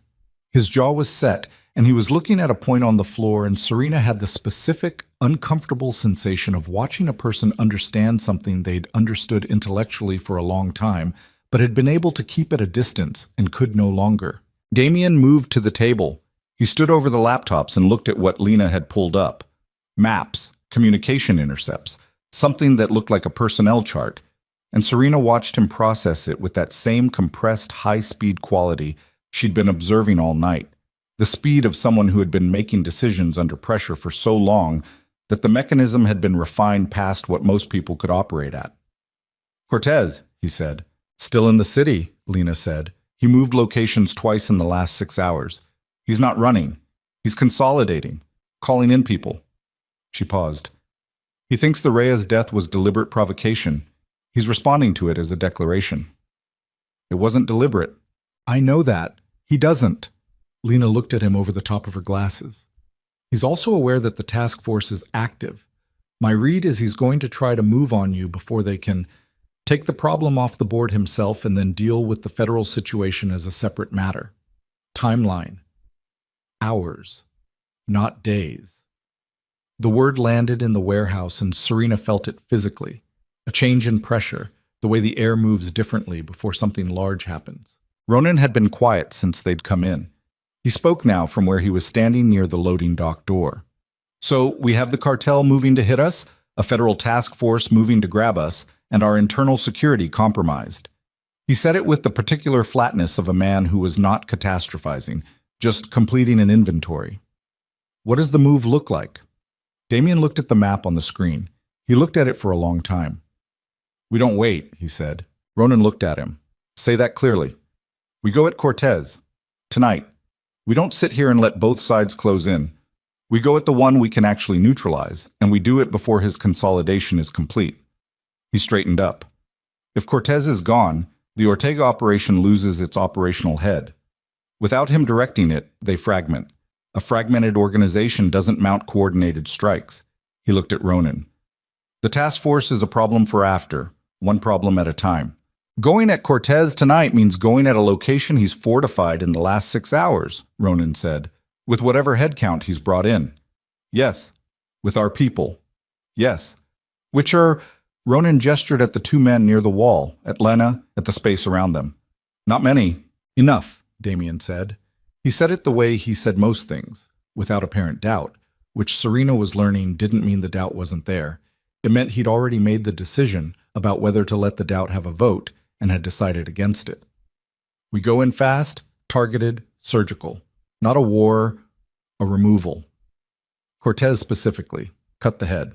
Serena had been listening to all of this with the slightly external quality of someone processing information that was simultaneously extremely important to them and very far outside their frame of reference. She understood the logic. She understood the structure of what he was proposing. What she didn't understand yet was where she fit in the frame of what came next. What about me? She said. Damien looked at her. You stay here with Lena. That's not what I meant. She held his gaze. I told you earlier. I know things. Marco's routines, the people who came to the apartment. There was one man who came 3 times in the last month, always after midnight, always stayed less than 30 minutes. I never heard his name, but I can describe him and I remember the dates. Lena looked up from the laptop. She looked at Serena with a sharply recalibrated attention. Describe him. Mid-50s. Heavy set, but not soft. The weight was in his chest and shoulders. He had a scar on his left hand between the thumb and forefinger, like a burn. He drove a dark blue SUV, late model, and he always parked half a block down rather than in front. Serena paused. He made Marco nervous. Not the regular nervous. Different. The kind where you pretend you're not nervous and you're not doing a good job of it.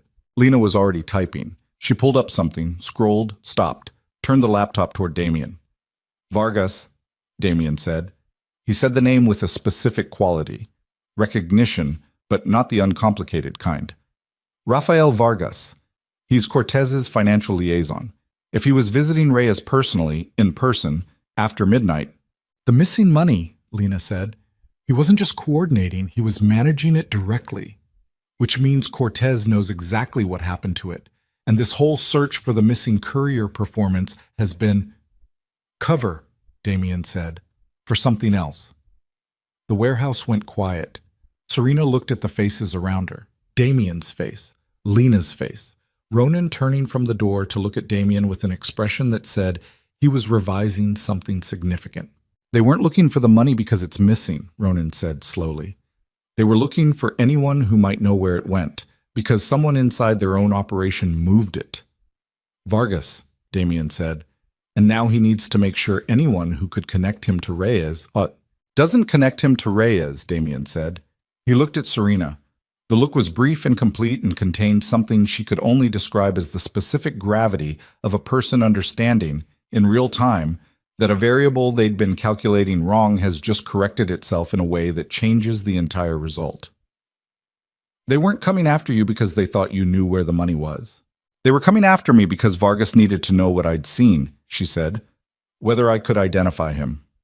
Whether you could place him at the apartment, in proximity to Reyes, in the weeks before the money went missing. He said it flat and clean, and she heard it the same way. She had seen him 3 times. She could identify him. She could place him, date and time, at a location directly connected to the missing funds. She was the one person whose testimony to anyone, federal task force, rival organization, anyone with interest in the truth of what had happened, could put Rafael Vargas in the room. Okay, she said. Her voice was steady. So it's not just Cortez you need to remove. It's Vargas.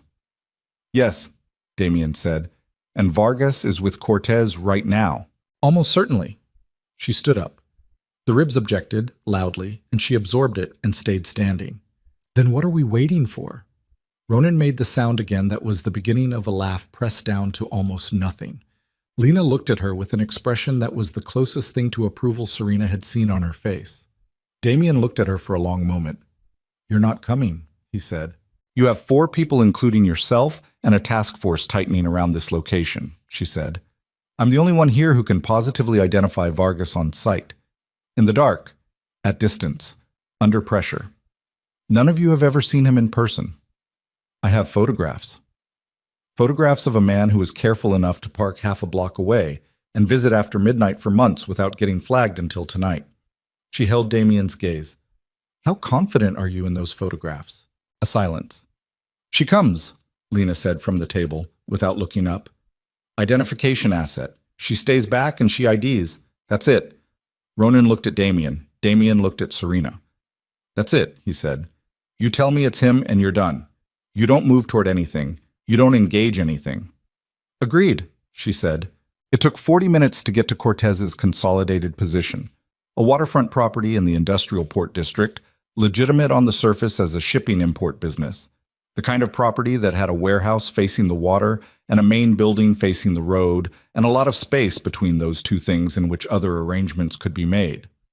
Lena had the layout from a prior surveillance operation, and she walked them through it on a tablet in the back of the vehicle during the drive, pointing out entry points and sight lines and the likely positions of whatever head count Cortez had assembled. Serena sat and listened and looked at the layout and said nothing. She was managing the ribs on a minute-by-minute basis now, the adrenaline doing less work than it had been earlier, and she was tired in a way that had moved past what tiredness usually felt like into something structural. The tiredness of a body that had been in crisis for 12 straight hours and was beginning to query when the crisis would end. She didn't know the answer to that yet. The waterfront property was dark when they arrived, except for 2 windows in the main building and the ambient glow of the dock lights on the water. Ronan parked 3 blocks away, and they came in on foot through a service lane that ran behind the neighboring properties. The 2 men from the warehouse, she'd learned their names in the car, Briggs and Cole, the latter of which gave her a specific unpleasant echo she had to consciously set aside, moved ahead with Ronan while Damien stayed back with Serena at the edge of the service lane where a gap in the fence gave them a sight line to the main building's rear entrance. She could hear the water, the sound of it hitting the dock pilings, irregular, indifferent. When they move Cortez, Damien said very quietly, right next to her ear, Vargas will either be with him or they'll separate to different exits.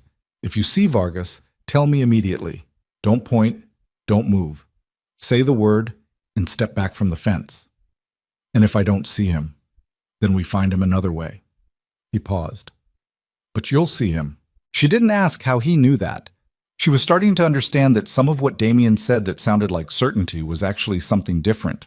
Not arrogance, but the result of having made enough correct calculations in enough high-pressure situations that the confidence had been earned granule by granule, each one paid for with something real. The first sound from inside the building came 7 minutes later. Not a shot, not yet. Something harder, more percussive, the sound of an interior door being forced. Then voices, elevated in Spanish and English in a rapid mix that carried the specific texture of people who had expected to be in control of a situation and were discovering they weren't. Then the rear door of the main building opened. Two men came out first, moving fast, checking the immediate space with the practiced urgency of security personnel running a cover pattern. Behind them, a third man, older, a specific heaviness to his movement, someone who was used to being in the center of a formation rather than its edges. Cortez. She didn't know that for certain, but the formation told her. The way the two men in front oriented themselves relative to the third, the invisible geometry of protection, told her. She was watching for someone else. The fourth man came out 30 seconds after the first three. He was hanging back, slightly off the formation, and there was something in his positioning that was subtly wrong. Not quite inside the protected group, not quite outside it. The positioning of someone who had interests that didn't perfectly align with the people around him. The dock light caught his left hand, between the thumb and forefinger. A burn scar, pale against darker skin. "That's him," she said. Quiet, flat, certain. She stepped back from the fence the way Damien had told her to. Damien moved. What happened in the next 90 seconds was not something she had a complete account of because she was not positioned to see all of it, and she'd been told to stay back and she'd meant it when she agreed to that condition. She heard it more than saw it, the compressed, brutal efficiency of people who had been doing this kind of work long enough to operate at a speed that removed most of the space where things could go wrong. There was a shout, a specific impact sound, two more sounds in rapid succession that she identified and set aside. Ronan's voice saying something short and hard. Briggs answering. Then quiet. The kind of quiet that comes after rather than before. Damien came back through the fence gap 3 minutes later. He had a cut above his left eyebrow that was bleeding freely, and he was holding his right side with one hand in a way that meant something under his ribs was registering a complaint, and his jacket was gone, and his shirt had blood on it that she was fairly certain wasn't entirely his. He looked at her. "Vargas," she said. "Confirmed and handled," he said. "Cortez. Handled." He said it the same way. The same word, the same weight. "It's done." She looked at him. At the blood on his face, the way he was holding his side, the controlled quality of his breathing that told her he was managing pain using the same technique she'd been using for the last 12 hours. The careful, shallow rhythm. The refusal to let the body's objection have a vote. "You're hurt," she said. "I've been hurt before." "That's not an answer." "I know." He looked at her for a moment. Then, with the particular quality of someone doing something that was not their default mode, he said, "It's manageable. We need to get back to the warehouse. Lena's monitoring the task force movement, and we need to know where they are before we move again." She nodded.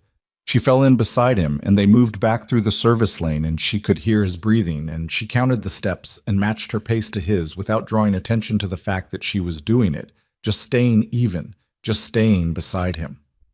They were 2 blocks from the car when his phone lit up. He looked at it. He stopped walking. She stopped beside him and looked at his face, which had gone through several things in quick succession before arriving at something she recognized as the expression he'd had in the car when he'd been on the phone with Hatch, the expression of receiving information that was restructuring the ground under everything else. "What?" she said. He turned the phone and showed her the screen, a message from Lena. 4 words and a name. Task Force has Daniel. She looked at it. She felt it move through her the way cold moves through something. Not shock exactly, because some part of her had known since she'd read her brother's name on Hatch's laptop that this moment was coming. But knowing something is coming and having it arrive are different experiences, and the difference lived in her chest, right alongside the broken ribs, pressing against them from both sides now. She looked at Damien. "They're going to call me," she said, "through him. Using his phone." "Yes. And if I don't answer, they hold him until you do." He held her gaze. "Or they use him as leverage to surface you some other way." She looked at the phone in his hand. The screen had gone dark, but the message was still there, 4 words, and her brother's name. The task force's last play in a night that had been built out of nothing but plays, moves, and counter-moves, and the specific human wreckage that accumulated at the intersection of all of them. She had run out of options that didn't cost her something she couldn't afford to lose. "Give me the phone," she said. Damien looked at her. "Serena, give me the phone," she said, and her voice had the same quality his voice had been carrying all night, the voice of someone who had already made the decision and was now simply in the process of executing it. Damien held the phone for one more second. Then he gave it to her. She looked at the dark screen. She thought about Daniel, 31 years old, accountant, girlfriend named Paula, a cat with a stupid name she could never remember, a man who had kept an offer open for over a year even when she kept turning it down, who had left a light on in a metaphorical sense every single time she'd walked away from the exit he kept pointing toward. She thought about what it had cost him to get that call today.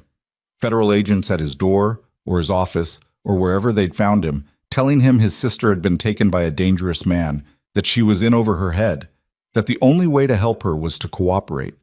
She thought about what he'd felt when he heard those words. Because she knew Daniel well enough to know he wouldn't have questioned it, wouldn't have asked for a lawyer or demanded verification, would have just said, yes, tell me what to do, I'll do anything. That was who he was. That was the specific shape of his decency, and they'd used it like a key. She looked at Damien. When I call him, they're listening. Yes. And whatever I say, they'll use to either locate us or build their case. Yes.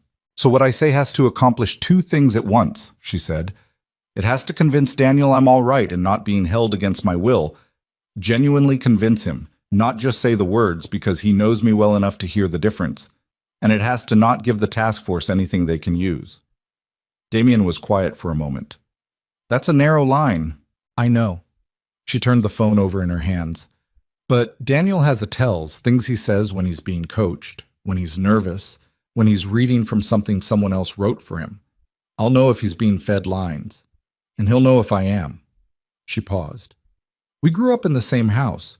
You learn to read each other that specific way. She dialed. It rang once, half of a second ring. Then Daniel's voice, tight and too fast in the way of someone who had been sitting with a phone in their hands, waiting for exactly this sound. Serena. Hey, she said. Just that, first. Just the word, light, the way she'd said it 1,000 times. A beat. She heard him recalibrate, heard him hear her, and hear that she wasn't broken, wasn't panicked, wasn't being held at gunpoint in the immediate cinematic sense, and heard him try to figure out what that meant. Are you... He stopped, started again.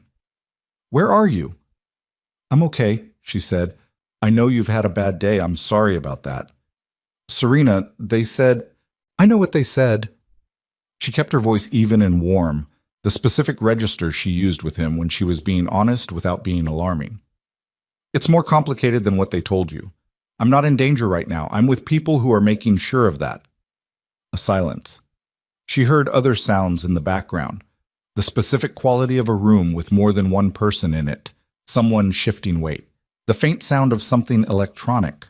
Daniel, she said, I need you to listen to me really carefully. Not to them, to me.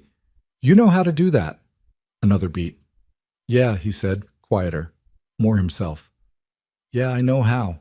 I'm going to be out of contact for a little while longer, not long. And when it's over, I'm going to come find you and I'm going to explain everything. And you're going to have about 47 questions and I'm going to answer all of them. She paused. But right now, I need you to tell the people in that room with you that you spoke to me and I sounded all right and you're not going to be used as a way to find me. Can you do that? The silence this time was longer. She heard him breathing.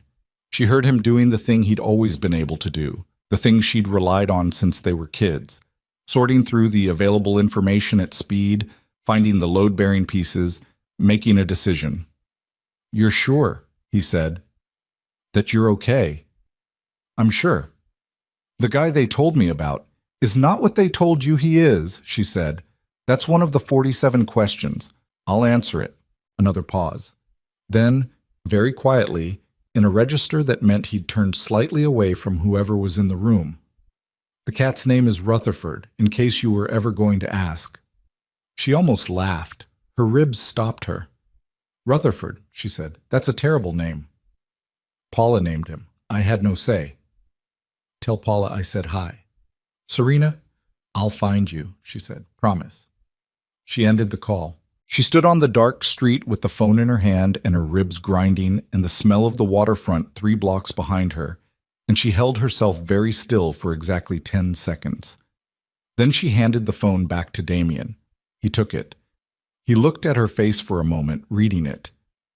He'll hold, she said. He won't help them find me. You're sure? He's my brother. She started walking toward the car. I'm sure. They made it back to the warehouse without incident, which felt provisional rather than reassuring. The absence of immediate crisis in a night built entirely out of crisis had the quality of a held breath rather than actual safety. Lena was at the table where they'd left her, 3 more windows open on the laptops, and she looked up when they came in, and her eyes went directly to the cut above Damien's eyebrow and the way he was holding his side. Sit down, she said. I'm fine. You're bleeding on my floor, Lena said. Sit down. He sat down. Serena sat down across from him without being told, because the option no longer felt optional. Lena produced a first aid kit from a cabinet under the table, a serious one, the same category as the one in the car from the previous night, and Serena had a brief sideways thought about what it said about a person that they kept serious first aid kits in all their locations. She took it from Lena before Lena could move toward Damien. He looked at her. Let me, she said. Not a question. He held still. She worked methodically. The cut above his eyebrow first, not deep enough to need stitching, but long enough that closing it properly mattered, and she used the butterfly strips from the kit with the careful precision of someone who'd had enough practice with this kind of thing that her hands knew the angles. He didn't move while she worked. He watched her face with those still dark eyes, and she was close enough that she could see the effort in that stillness, the controlled quality of a man who wasn't accustomed to being on the receiving end of this kind of attention and was deciding how to exist inside it. Your side, she said, when she'd finished the eyebrow. It's bruised, maybe cracked. Nothing I can do about it here. I know. She sat back. That's not why I said it. He understood. He lifted his shirt on the right side, and she looked at the bruising that was already developing, dark and spreading, the specific pattern of something that had hit hard and concentrated. And she pressed 2 fingers against the worst of it the way she'd learned to check her own ribs, feeling for the give that meant fracture versus the solidity that meant bruise. He drew a sharp breath. Cracked, she said. At least 1, possibly 2. Like yours, he said. Like mine. She sat back. Welcome to the club. The membership benefits are terrible. Something moved in his expression. The crack again, wider this time, and underneath it something that was tired and human and more visible than he'd allowed it to be at any point in the last 12 hours. Serena, he said. Don't, she said. I need to... Don't apologize, she said. Not for tonight. I made every choice I made tonight. You told me I could leave, and I stayed, and every decision after that was mine. She met his eyes. What you can do is tell me what happens next. The task force. With Cortez and Vargas gone, does the Ortega organization have enough left to... Without Cortez and Vargas, the financial network collapses, Lena said from the table, not looking up. The Ortega operation in this city ran through those 2 specifically. The product side, what little of it there was, operated independently and will continue to, but the money infrastructure is gone, which means the organization's capacity to fund any kind of coordinated response is gone with it. The street-level people, Ronan said. He'd come back in while she was working on Damien's ribs, quiet as always, taking up his position near the wall. They'll regroup eventually. New leadership, but that takes months, and they're going to be looking inward first, figuring out what happened to their operation. They're not going to be looking at her. And the task force, Serena said. This was the question with the most weight in it, and everyone in the room knew it. Lena took her glasses off her forehead and put them on properly, and looked at her screens. They have a case built over 14 months primarily targeting Damien's operation, with their primary inside source. She glanced at Hatch briefly, who was sitting against the far wall in a silence that had been getting more complete since they'd returned. Compromised and their surveillance targets no longer at any of the locations they've been watching, they have a significant evidentiary problem. What they have is records, movement data, Hatch's testimony. She paused. What they don't have is the kind of active operation that makes prosecution straightforward. That's not the same as gone, Serena said. No, Lena agreed. It's not. Damien spoke. There's a conversation that needs to happen, he said. Not tonight, but soon, with someone in a position to negotiate the parameters of what the investigation looks like going forward. He said it with the careful neutrality of someone who had already thought about this specific problem from multiple angles. I have a contact, someone with enough standing to open that conversation without it becoming an immediate escalation. A lawyer, Serena said. Among other things, she looked at him. And me. What does that conversation look like for me? He held her gaze. You're a victim of a domestic violence situation who was present at a location connected to a criminal investigation without prior knowledge of that connection. Your testimony about Vargas's presence at Marco Reyes's apartment is potentially valuable to the task force's case against the remaining Ortega network. He paused. Properly framed, your cooperation with that specific aspect of the investigation, the Vargas identification, the dates, the details, gives the task force something that isn't Damien, something they can use without the case against him. A trade, she said. A reframing, he said. You have something they want that gives you options you didn't have at the beginning of tonight. She sat with that. The shape of it, what it would mean in practical terms. Lawyers, statements, the careful navigation of what she said and how she said it, and the version of the last year of her life that would become the official record. None of it was simple. All of it was better than the alternatives. Hatch, Damien said. Hatch looked up from the wall. Your daughter, Damien said. What they have on her. I need to know what it is. Hatch was quiet for a moment. Then he said, possession charge from 3 years ago. She was 20 and stupid, and it was a small amount, and it should have been nothing, but they held it and waited, and when they wanted something from me, it became very large, very fast. Give Lena the case number, Damien said. The arresting jurisdiction and the case number. She'll find it. He looked at Lena. Lena nodded once, not making a big thing of it, just acknowledging. Hatch stared at Damien for a long moment. The complicated expression was back, relief and shame, and something else. The something else being the most painful part of it, the part that came from understanding that the person you'd spent 6 months betraying was sitting in front of you making arrangements to protect your daughter. Why? Hatch said. Damien looked at him.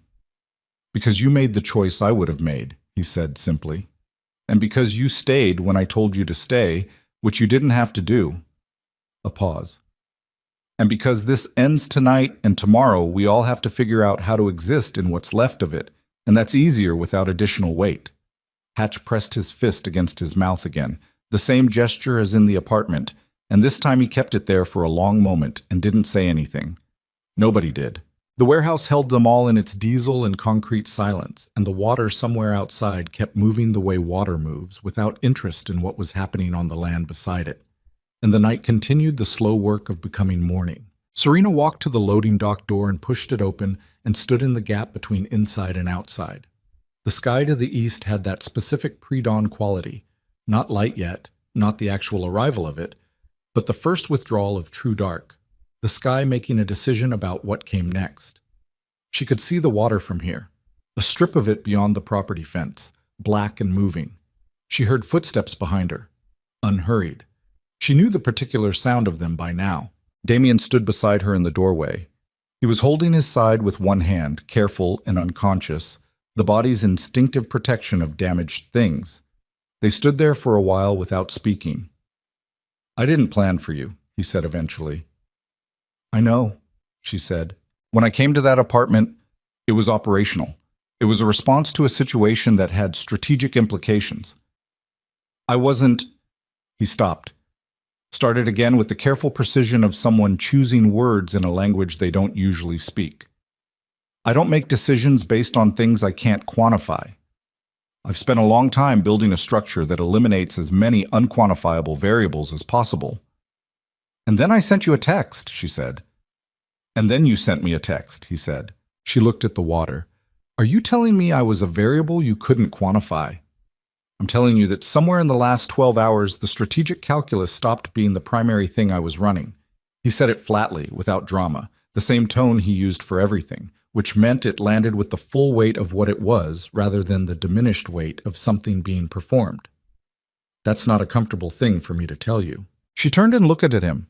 He was looking at the water, not at her, his profile in the early pre-dawn gray, the butterfly strip above his eyebrow, the set of his jaw that she'd learned to read like a language over the course of a single terrible night, The specific quality of a man who had just said something true at some cost to himself and was not going to dress it up or walk it back. "I'm not comfortable with it either," she said, "but not for the reason you think." He looked at her then. "I trusted him," she said. "Marco. I trusted him for 8 months, and everything I thought I knew about him was a version he'd constructed for me. My ability to read people has been—" She stopped. "I don't trust my own judgment about people right now. That's the honest version of where I am." "That's fair," he said. "It's not a rejection." "I know what it is," he said. She believed him. She believed him the way she'd been believing things he said all night. Not because he was reassuring or because she was inclined toward trust right now, but because he consistently delivered the truth at whatever cost it carried, and that had its own specific credibility. "What does your operation look like," she said, "after tonight, when the lawyers have the conversation and the pieces settle?" He considered it. "Smaller," he said, "more selective. The security infrastructure side was always the cleanest part. Private intelligence, protection work, problem resolution for people who can't use official channels. That continues." A pause. "The rest of it, the parts that required the kind of infrastructure Cortez was threatening. I've been wanting to move away from those for longer than I've admitted." "Wanting to," she said, "or willing to now?" He looked at her. "Both," he said. "Now." She nodded. She looked back at the water. "I have a job," she said. "I work in logistics management, actual logistics, not the Marco version, for a mid-sized import company. I've been there 3 years and I'm reasonably good at it, and I'd like to go back to it." "You should," he said. "I'm going to need a place to stay while my apartment situation is sorted." "That can be arranged." "Not the penthouse," she said. "No," he agreed, "not the penthouse." She almost smiled. "Not quite. I'm going to need to see my brother." "Today," he said. "Once Lena confirms the task force has pulled back from his location. Today." She nodded. They stood in the doorway as the sky continued its slow decision toward morning, the water moving, the city somewhere behind them beginning its first sounds of the day, a truck on a distant road, a bird making a preliminary noise about the light. "Damien," she said. "Yes, thank you." She said it simply, not with the weight of everything it covered, the apartment floor, the car, the penthouse, the safe house, the warehouse, the cut above his eyebrow that she'd closed with butterfly strips at 3 a.m, but with the directness of someone who was done performing what they felt and was just saying it. He didn't say "you're welcome." She hadn't expected him to. He said, "Don't send any more messages to wrong numbers." And the complete absence of humor in his voice when he said it was somehow the funniest thing she'd heard in 12 hours. And this time she did smile, briefly, which pulled at her split lip, and she didn't care. She went back inside. He stayed in the doorway another moment, looking at the water, and then he came back inside too. Lena had coffee. Real coffee, from somewhere, in real cups. And she put one on the table near Serena without comment, and one near Damien's chair, and that small act of ordinary human function in the middle of an extraordinary human night made something loosen in Serena's chest that she hadn't known was still tight. She drank the coffee. She sat at the table across from Damien while Lena worked, and Ronan checked in with calls she didn't fully follow, and Hatch sat against the wall in his diminished silence. And the morning came, as mornings do, without asking anyone's permission. At 7:43, Lena said, "Task Force has pulled back from Daniel Vale's location. He's at his apartment, alone." Serena stood up. Ronan had a car ready 20 minutes later, different from everything they'd used the night before. Clean plates. Nothing that connected it to anything. He drove her to Daniel's street and stopped half a block from the building, which she recognized from the dozens of times she'd visited in the 3 years since Daniel and Paula had moved in. She got out. She stood on the sidewalk for a moment. The morning was overcast, but not gray in a bad way. The kind of overcast that diffuses light rather than suppressing it. The world visible without the rawness of direct sun. People walking. A coffee shop across the street with its door propped open, the smell of it reaching her clearly. She looked back at the car. Damien was in the passenger seat. He was looking at her through the window, and she couldn't read his expression from this distance, which was perhaps appropriate. She'd been reading him at close range all night, in the dark, under pressure, and maybe reading him across a normal morning distance on a normal street was a different skill that required different conditions. She raised one hand. Not a wave exactly, more an acknowledgement. He nodded once. She turned and walked toward her brother's building. Daniel opened the door 20 seconds after she knocked, and he looked at her face, her lip, her eye, the borrowed clothes, the wrong-sized boots, and he did what she'd known he would do, which was not ask a single question, which was just step forward and put his arms around her with the careful, specific gentleness of someone who could see that she was damaged and was adjusting for it without being told how. It hurt. The ribs objected catastrophically. She didn't pull back. She held on for a long time. When he finally let go and stepped back, he had the look of someone who was storing approximately 47 questions in an orderly queue and was exercising genuine discipline about not releasing them all at once. "Rutherford is in the kitchen," he said. "I don't want to meet Rutherford," she said. "He has a terrible name. He's a great cat. He's named Rutherford. He doesn't know that." Daniel looked at her. "You're okay." "I'm okay," she said, not performing it, just saying it, and finding that it was true in the essential sense, in the sense that mattered, in the sense that tomorrow and the days after it were going to be navigable rather than not. "The guy," Daniel said. "Careful. The one you were with." "Which one?" she said. He blinked. "Long story," she said. 47 questions, I promised." "Come sit down," he said. "I'll make you something to eat." She followed him into the apartment and sat at his kitchen table, and Rutherford came in from wherever he'd been and investigated her boots with the thorough indifference of an animal who had determined she was not immediately relevant to his interests and was confirming it through direct research. She looked at the cat. He looked at her. She reached down and scratched behind his ear, and he permitted this for exactly 3 seconds before walking away to sit in a square of light by the window, satisfied with whatever conclusion he'd reached. She looked at the square of light. She thought about the night in a way that she hadn't been able to while she was inside it. The totality of it, the arc from kitchen floor to this kitchen table, the distance between those two places measured not in miles, but in whatever unit measured the gap between who a person was and who they became after a night like that. She wasn't going to call it transformation because that was too clean, too complete, too much the language of something resolved, when what she actually felt was the rawness of something that had changed and hadn't finished changing yet. But she was alive. She was at her brother's table, and there was coffee coming, and a cat with a terrible name was occupying a square of light, and somewhere across the city, a man with a cut above his eyebrow and cracked ribs was doing whatever the morning required of him, and none of that had been remotely predictable from any position she'd occupied prior to last night. The wrong number. She'd thought about it in the car, in the warehouse, in the spaces between every other thing, the improbable chain of causation that ran from a shaking hand and a blood-blurred screen to everything that had followed. She didn't assign it meaning beyond what it actually was. A mistake, a misdialed contact, a random collision between her particular crisis and a particular phone. She didn't need it to be more than that.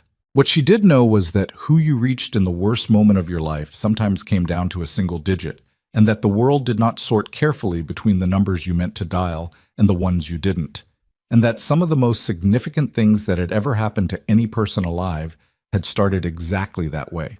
Not with intention, not with design, but with a hand that shook at the wrong second and landed somewhere unexpected. You could spend a long time deciding what to call that.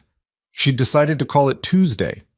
Daniel set coffee on the table in front of her and sat down across from her and looked at her face with the patient, careful attention of someone who loved her and was willing to wait for every single one of the 47 questions. "Start wherever you want," he said. She wrapped both hands around the mug. The warmth of it moved into her palms, past the scraped skin, into something deeper. "There was this man," she said, "and I sent him a text by accident." She told him everything. Outside, the city continued the ordinary work of a Wednesday morning. The traffic, the voices, the 10,000 small transactions of people moving through their lives with no idea what had happened in the dark beside them the night before. The sky held its overcast light, even and diffuse, the kind that made everything visible without making anything harsh. 3 months later, Serena was back at her desk. The logistics company had held her position, compassionate leave, they'd called it, after the conversation with HR that she'd navigated carefully with the help of a lawyer whose number Damien had given her and who had asked no more questions than were necessary. Her apartment was gone. She'd let the lease expire rather than go back to it. And she had a new one, smaller, on a street she'd chosen herself, the kind of street where no one knew her name yet, and that felt like freedom rather than loneliness. She had given a statement. The dates, the descriptions, Rafael Vargas's presence at the apartment in the weeks before Marco Reyes disappeared. The task force had received it through channels that had been negotiated carefully, with the kind of precision that required expertise she didn't have and that had been provided by people who did. Her name did not appear in any document that was publicly accessible. Her cooperation in the Vargas identification had given the investigation what it needed to redirect its energy toward the remaining Ortega network, and the thing that had been built around Damien over 14 months had not collapsed but had been reframed, as he'd said, which turned out to mean made considerably less immediate. Hatch's daughter's possession charge had been quietly resolved through a process Serena did not know the details of and did not ask about. Hatch himself had moved to another city, which Serena had heard from Lena in the single conversation they'd had after the warehouse. She found that she harbored less anger about him than she expected. What Ronan had said in the car was probably true. He'd given the task force everything they'd wanted, and they'd have burned him eventually anyway. The fact that Damien had chosen not to added it to the ongoing ledger of things about that man that she was still in the process of accounting for. She saw Damien on Thursdays. Not every Thursday. Not with any formal arrangement. Just Thursdays often. In a way that had started with a coffee and had become dinner and had become the particular shape of something that was taking its time becoming what it was going to be. Neither of them pushing it faster than it was ready to go. Both of them carrying enough damage from enough different sources to understand the value of a pace that left room for truth rather than urgency. He was not easy.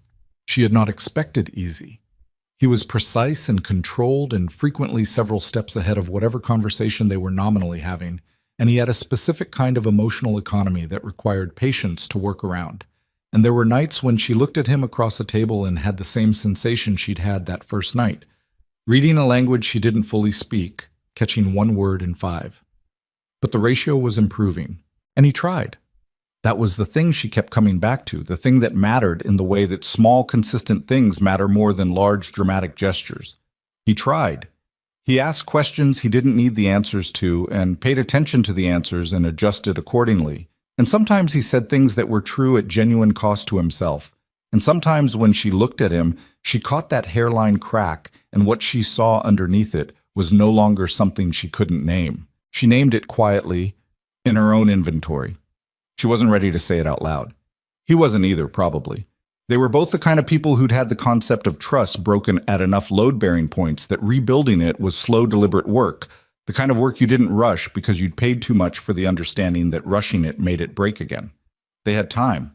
On a Thursday in October, 4 months after the night it had started, she sat across from him at a restaurant she'd picked, which was small and unremarkable and served food that was better than its appearance suggested, and she looked at him in the ordinary evening light. No blood, no cut above his eyebrow, no city surveillance sliding past the windows.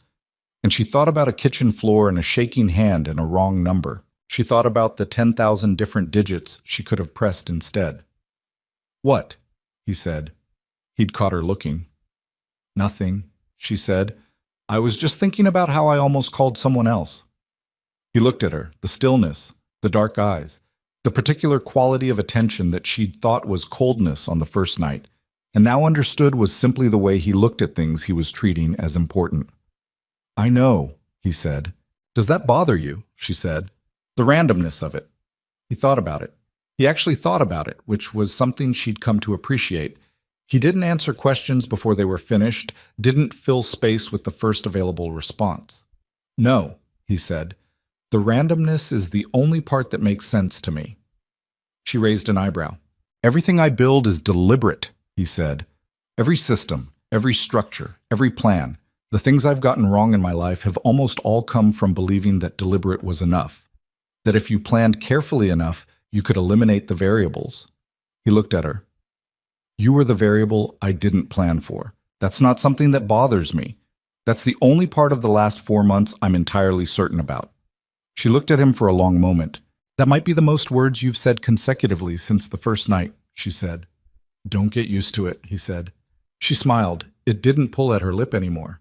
The lip had healed, the way things do, imperfectly and completely, leaving only the faintest evidence that it had ever been otherwise. She picked up her coffee cup. He picked up his. Outside, the city did what cities do. Moved, breathed, carried 10 million separate lives in its currents without awareness of any of them.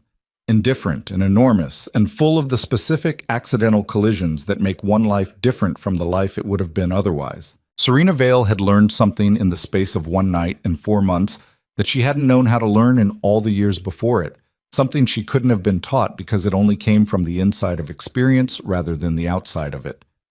That survival wasn't the whole point. Survival was the floor, the minimum, the baseline, the thing you fought for when fighting was all there was.